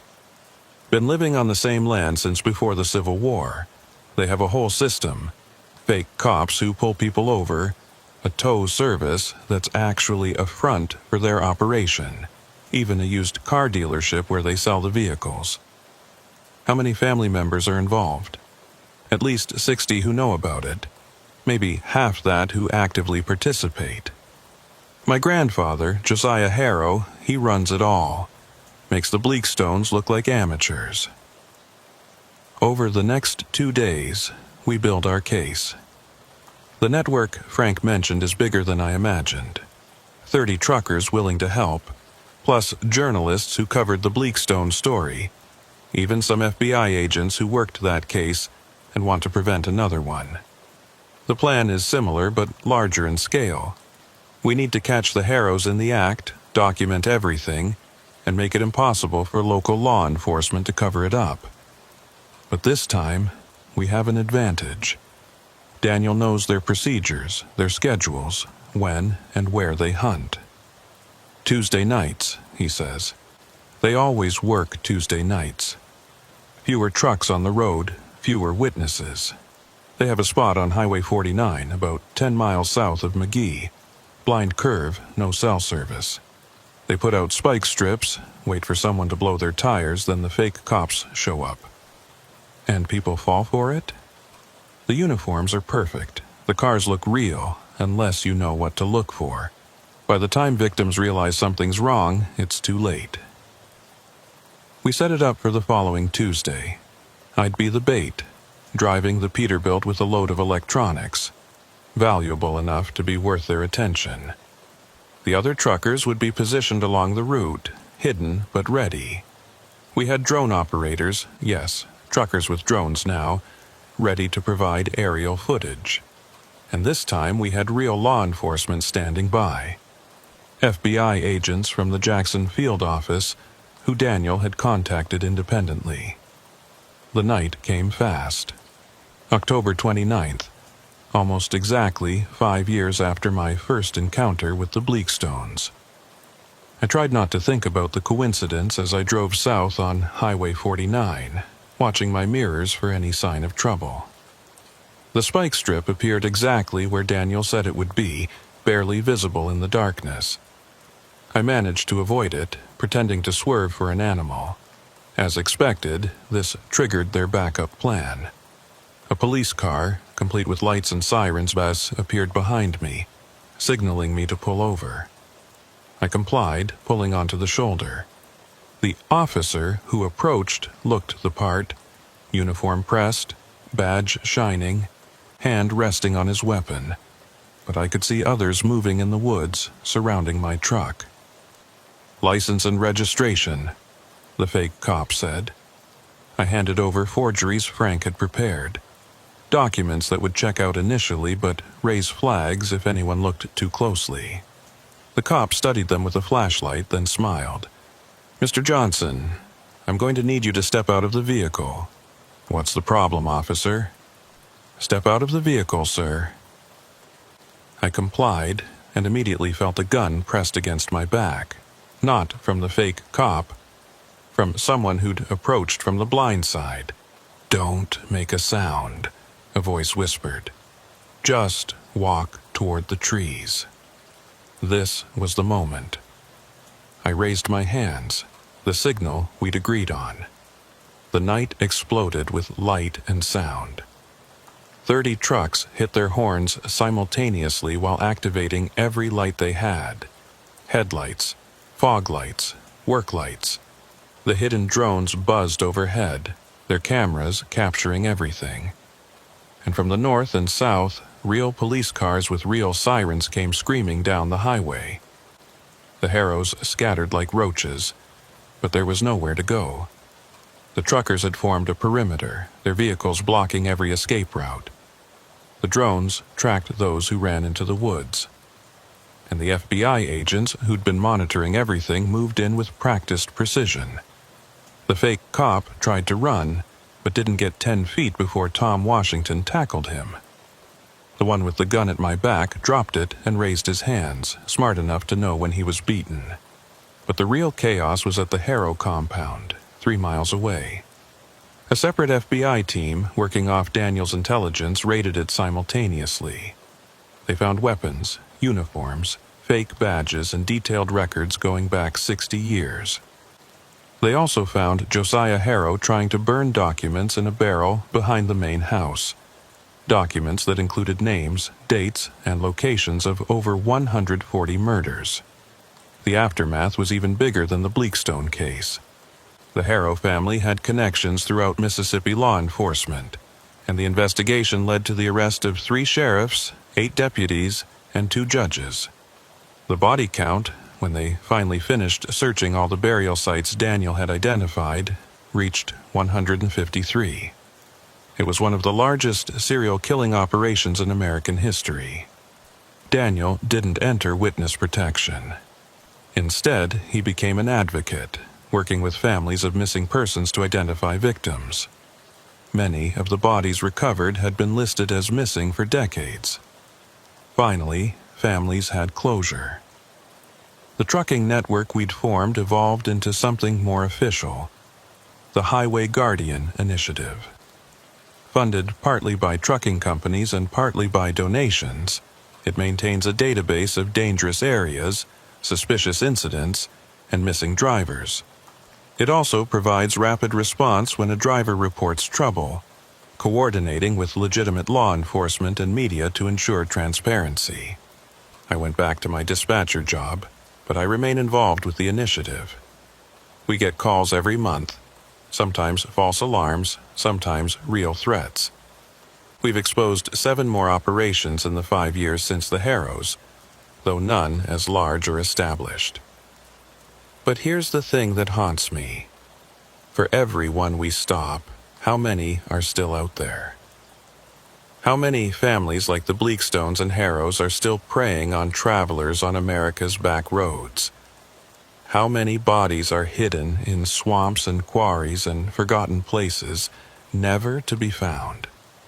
I keep a map in my office now, marked with red pins for every confirmed predator site, yellow for suspicious areas, green for places we've cleared.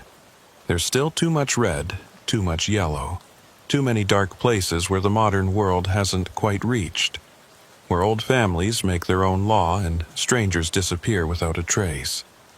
Sometimes young truckers come to see me, wanting to hear the story firsthand. I tell them, but I also warn them.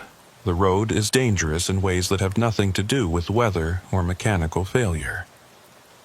There are human predators out there, watching for the vulnerable, the isolated, the ones who won't be immediately missed. Trust your instincts, I tell them.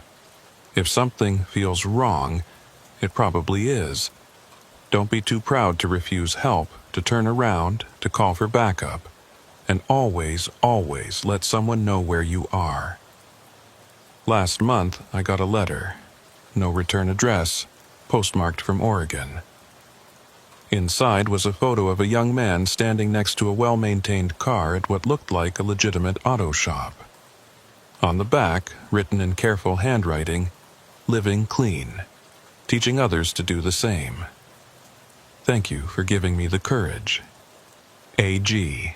Abner Grimhold, building a new life far from the Louisiana swamps. He'd found his own way to make amends, to balance the scales. It gave me hope.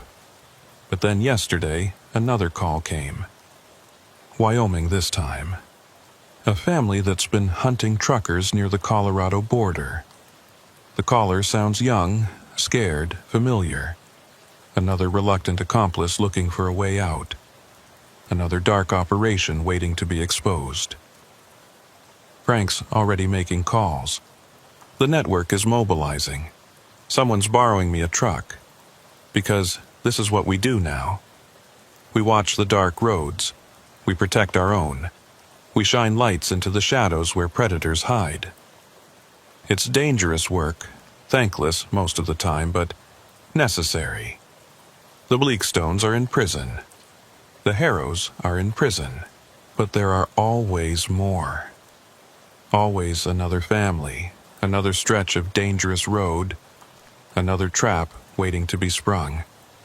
And as long as they're out there, we'll be out there too. Truckers looking out for truckers, refusing to let each other disappear into the darkness. My name is Ephraim Duskwood. I survived the Bleakstones. I helped stop the Harrows. And I'm not done yet. The road calls and I answer. Because someone has to. Because truckers don't leave truckers behind. Because in the end, we're all just trying to make it home safe. And sometimes that means fighting the monsters that wait in the darkness. The borrowed truck is ready. Wyoming is a long haul from here, but I've driven longer. Time to get back on the road. Time to hunt the hunters once again. But before I could leave for Wyoming, my phone rang again.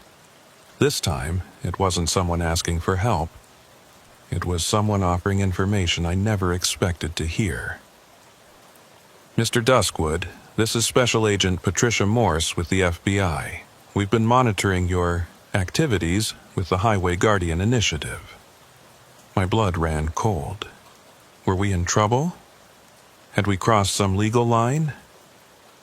Relax, she said, apparently reading my silence correctly. You're not under investigation. Actually, we want to share some information with you. Can you come to our field office in Shreveport? 2 hours later, I was sitting in a conference room looking at files that made my skin crawl.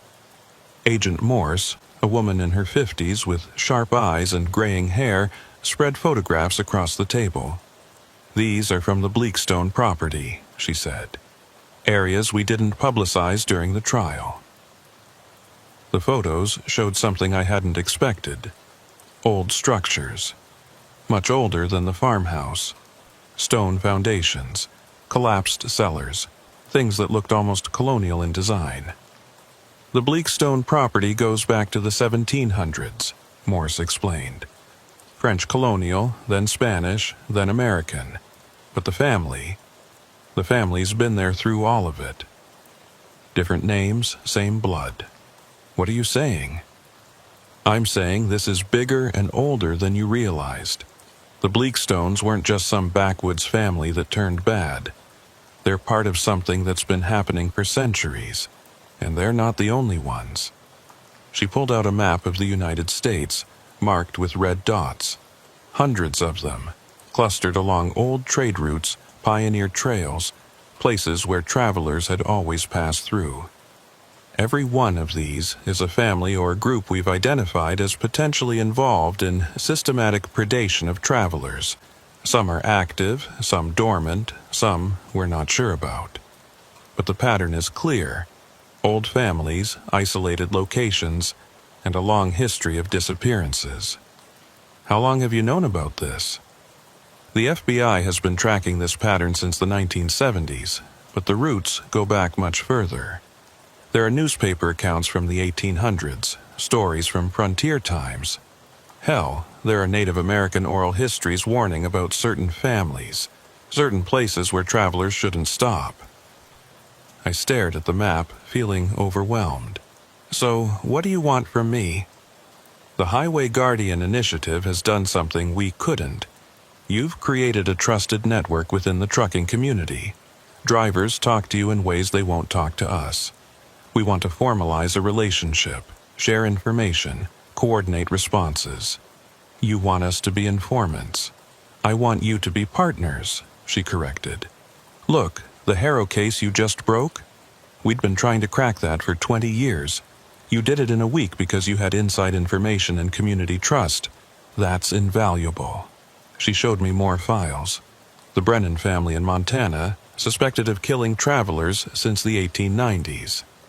The Delacroix clan in the Louisiana bayous, different from the Bleakstones but just as deadly. The Ashford group in the mountains of West Virginia, where hikers and truckers had been vanishing for decades. Some of these families are connected, Morse continued. They share information, techniques, even victims sometimes. There's evidence of a loose network, almost like an underground railroad, but for predators. That's insane. Is it? You've seen 2 of these operations firsthand. You know how organized they are, how they've survived for generations. Is it so hard to believe they communicate with each other? She had a point. The Bleakstones and Harrows had both mentioned knowing about other families, other operations. What about Daniel's family, the Harrows? Have they talked? Some of them, the younger ones mostly, trying to get reduced sentences. They've confirmed what we suspected. There are gathering places, meetings where these families share techniques and divide territory. They call them harvests. Like Uriah said, I whispered, remembering his words about harvest celebrations. Exactly. These aren't just isolated criminal families. This is a subculture, hidden in plain sight, preying on travelers for generations. Agent Morse leaned forward. Mr. Duskwood, the Wyoming situation you're heading to, we have intelligence on that family. The Thornwaites. They're connected to at least 3 other families, including remnants of the Bleakstone clan who escaped arrest. Or for Thornwick's people. No, different branch. But yes, some of them fled Louisiana after your operation. They're regrouping, forming new alliances, and they remember you. She showed me another photo, a grainy security camera image from a truck stop in Colorado. A woman in the background, partially hidden but familiar. It could have been Tabitha Shadowmere, though she was supposedly in prison. That's from last week, Morse said. We think several family members are using fake identities, possibly planning something. You've become a symbol to them, the outsider who broke their system. Some want revenge. Others want to make an example of you to discourage other truckers from fighting back. So I'm a target. You've been a target since the night you escaped the Bleakstones, but now it's organized. They're watching you, waiting for you to be vulnerable. I thought about all the solo drives I'd done, all the truck stops I'd visited, all the times I'd felt watched but dismissed it as paranoia. Why are you telling me this now? I asked. Because we need you to keep doing what you're doing, but smarter, with backup, with intelligence. The Wyoming situation is a trap, Mr. Duskwood. The family there, the Thornwaites, they're expecting you. The young man who called you? We're not sure he's legitimate. You think he's bait? We think it's possible. These families have children, grandchildren, young people who can play the role of the reluctant accomplice, the one seeking help. It's a technique they've used before. My mind raced back to Abner, to Daniel. Had they been genuine? Or was I just lucky those times? Here's what we propose, Morse said. Go to Wyoming, but with full FBI backup. Wired, tracked, and with agents ready to move. If it's legitimate, we help another victim escape and shut down another operation. If it's a trap, we catch them in the act. And if they just kill me before your agents can move, that's a risk, she admitted. But the alternative is letting them continue, and frankly, Mr. Duskwood, they're going to come for you eventually anyway. Better to face them on our terms. She was right. I'd made myself a target the moment I stood up to the Bleakstones. Running wouldn't change that. There's something else, Morse added, pulling out one final file. We've been investigating the quarries where bodies were found. The Mirepoix quarry where the Bleakstone victims were discovered. It's not just a dump site. We found evidence of ritualistic placement. Symbols carved in stones, bodies arranged in patterns. These families, some of them have beliefs, traditions that go beyond just criminal enterprise. What kind of beliefs? Old ones, pre-Christian in some cases. They see themselves as guardians of ancient ways, and travelers as offerings, sacrifices to ensure their prosperity. It sounds crazy, but several captured family members have described similar beliefs. I remembered the photos on the bleak stone walls, the way they'd all moved in unison, the ceremony-like atmosphere of that night gathering. So, we're not just fighting criminals, I said. We're fighting true believers. That's what makes them so dangerous, and so hard to stop. They genuinely believe they're doing something necessary, even righteous. I left the FBI office with my head spinning. The Wyoming trip was still on, but now it would be a joint operation. I'd wear a wire, have GPS trackers, and FBI agents would shadow me the entire way.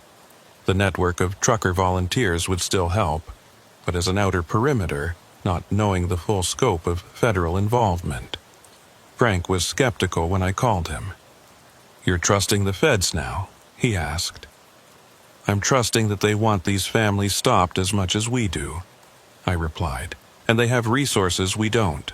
Just be careful, Ephraim. Once you're in bed with the FBI, you don't get to choose which way the relationship goes." 3 days later, I was on the road to Wyoming. The borrowed Peterbilt handled beautifully, and I tried to enjoy what might be my last long haul. The wire itched under my shirt. The GPS tracker in my boot felt heavy. Knowing that federal agents were somewhere nearby in unmarked cars didn't make me feel safer. It made me feel like bait. Which, of course, I was. The meeting point was a rest area near Laramie, one of those desolate stops that's just a parking lot and some picnic tables. The kind of place where anything could happen and no one would know for hours. The young man, calling himself Daniel, different Daniel than the Harrow whistleblower, was waiting as promised. Early 20s, nervous energy, constantly checking over his shoulder. He looked the part perfectly. Too perfectly. "Mr. Duskwood," he said, as I climbed down from the cab. "Thank you for coming. I didn't think anyone would believe me." "Tell me about your family," I said, staying near my truck, keeping my options open. He launched into a story. The Thornwaite family, 3 generations of predators, bodies buried in mine shafts. It was convincing, detailed, emotional. But something was off. His accent kept slipping, sometimes Wyoming, sometimes somewhere else. Southern, maybe. "You said on the phone you had evidence," I prompted. "Yes, in my car. I'll show you." He started walking toward a beaten sedan parked at the edge of the lot. Every instinct screamed danger. This was it, the moment where I'd either expose another predator family or walk into a trap. I followed, but slowly, noting everything. The rest area was empty except for us. No other trucks, no tourists, but I knew the FBI was watching. They had to be. Daniel opened his trunk, and I saw what was inside. Not evidence, but rope. Zip ties, a taser. He turned toward me, and his nervous expression was gone, replaced by cold determination. "They said you were smart," he said, his accent now fully Southern. Louisiana Southern, but not smart enough. The taser was in his hand, rising toward me. I started to dodge, but more figures emerged from behind the other cars. 4 of them, all young, all moving with purpose. This was the trap. But as they closed in, all hell broke loose. FBI agents materialized from concealed positions. Behind trees, from a van I hadn't even noticed, from prone positions on the rest area roof. "Federal agents, nobody move!" The young man who'd called himself Daniel tried to run, but didn't get 3 steps before being tackled. The others surrendered immediately, dropping to their knees with practiced ease. They knew the drill. Agent Morse approached, weapon drawn but pointed down. "You okay, Duskwood?"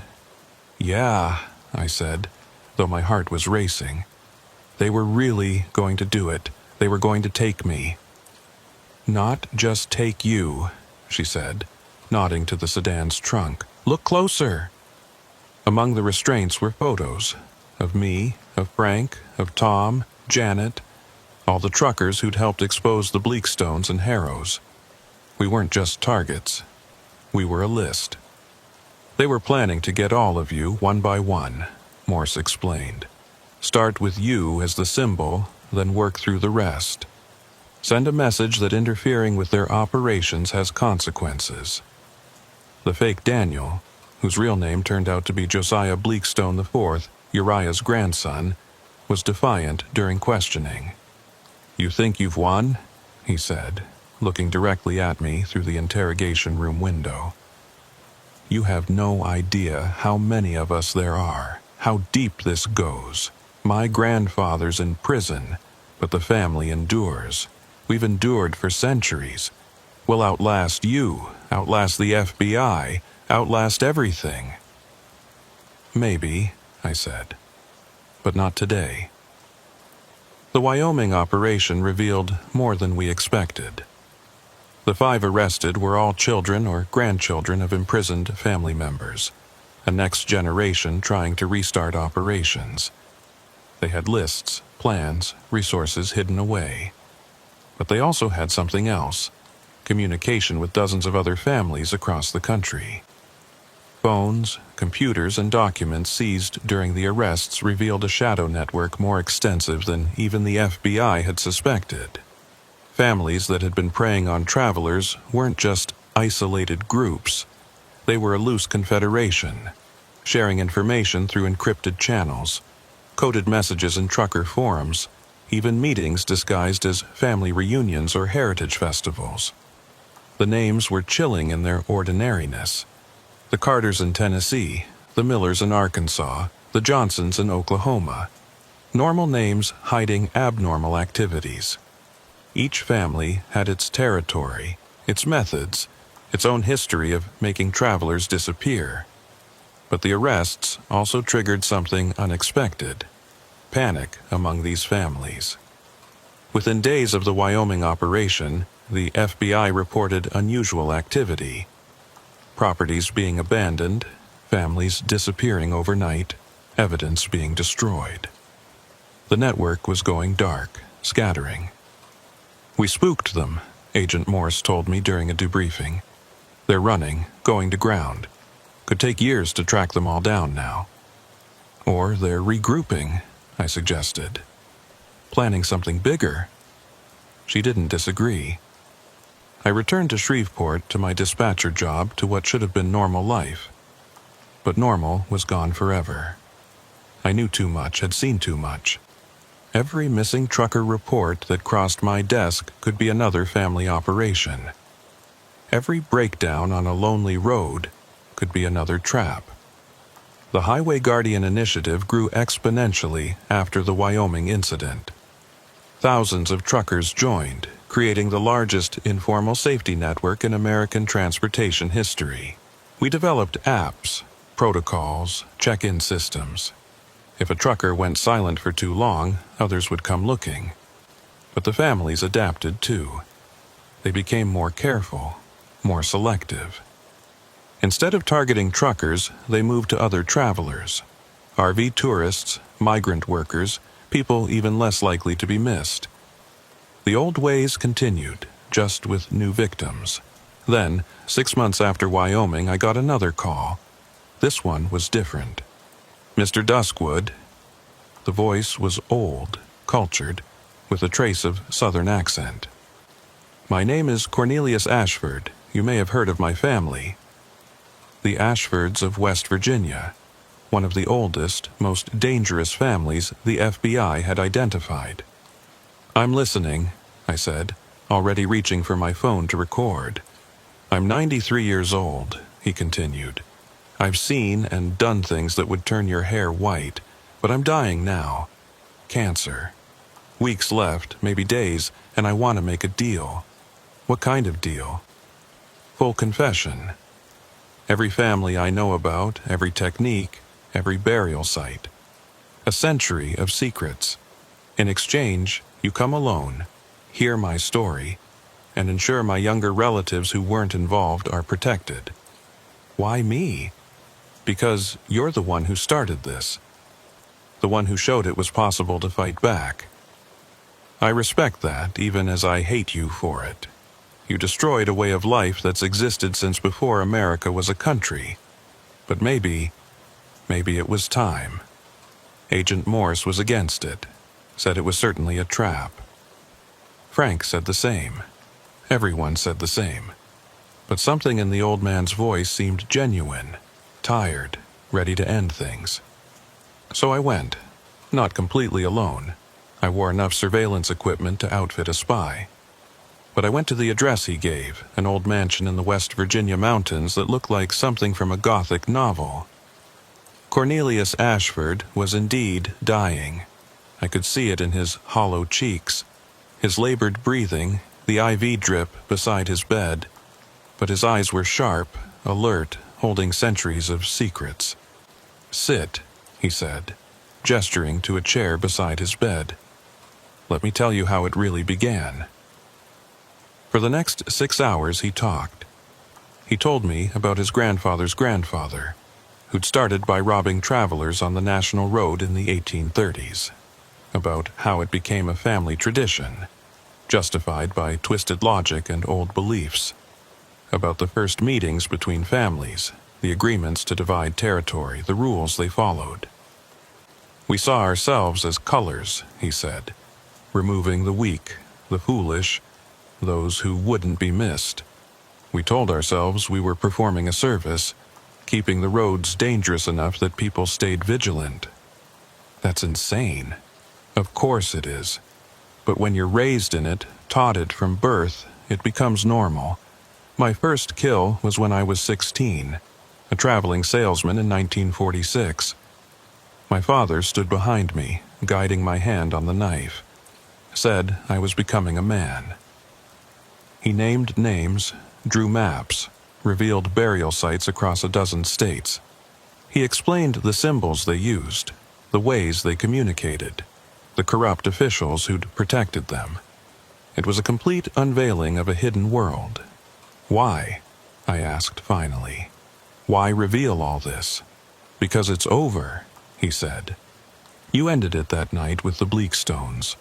Oh, families will continue for a while, but the real tradition, the old ways, they're dead. The modern world has too many cameras, too much connectivity. A person can't just disappear anymore without questions. People still disappear. Not like they used to.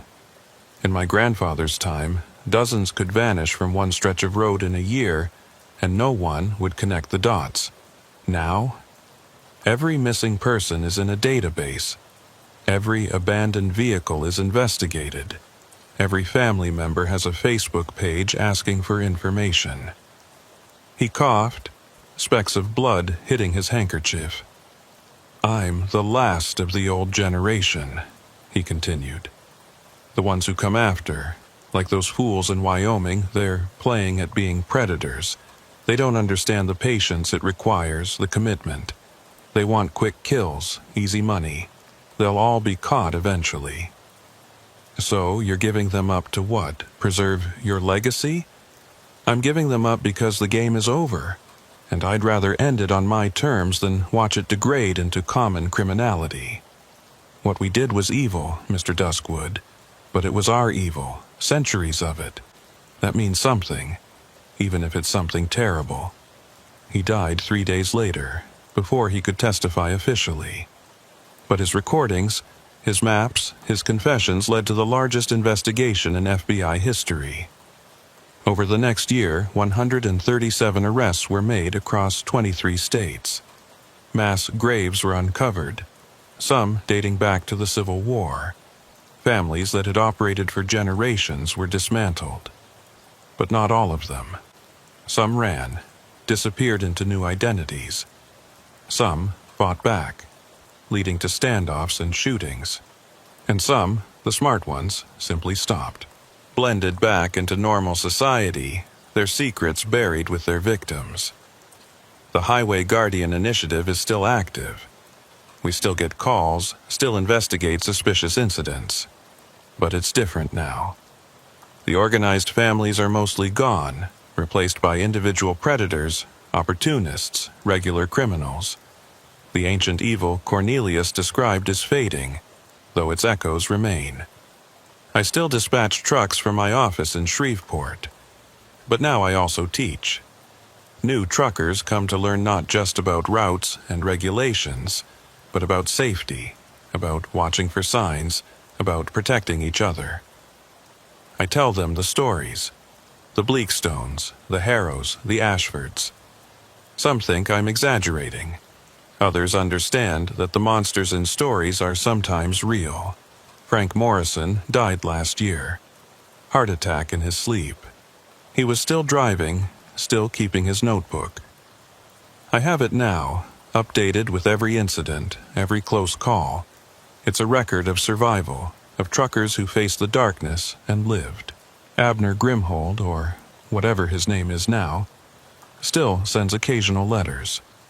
He's married, has kids, works as a mechanic. He's built a good life far from the Louisiana swamps. Sometimes he asks if the nightmares ever stop. I tell him they fade, but never fully disappear. And sometimes, late at night in my office, I get calls. Not from people asking for help, but from others. Voices that sound old, accented in ways that speak of deep isolation. They don't threaten, exactly. They just want me to know they're still out there, still watching, still remembering. The families may be broken, but the bloodlines persist. "We were here before you," one caller said. "We'll be here after you're gone." Maybe. But for now, the roads are safer. Truckers drive with more confidence, knowing they have backup, knowing someone will come looking if they disappear. The Highway Guardian Initiative has become a model, copied by RV associations, touring companies, even bicycle clubs, travelers watching out for travelers. The thing about evil is that it's patient. It can wait generations for the right moment to return. The families that preyed on travelers for centuries haven't been destroyed, just suppressed. Someday, when surveillance fails or society breaks down or people forget to be vigilant, they might emerge again. But that's a fear for another generation. For now, we've won. The hidden predators are exposed, the ancient traditions are broken, and the roads, while never completely safe, are safer than they've been in centuries. My name is Ephraim Duskwood. I'm a dispatcher, a teacher, a keeper of dark histories. I survived the Bleakstones, helped expose the Harrows, heard the confessions of the Ashfords. I've seen the worst humanity can become when it operates in shadow. But I've also seen the best. Truckers risking everything to save strangers. Communities coming together to fight evil. Young people like Abner and Daniel finding courage to break from toxic traditions. The road goes on, and so do we. Watching, protecting, remembering. Because someone has to. Because the moment we forget is the moment they return. And we'll be ready if they do.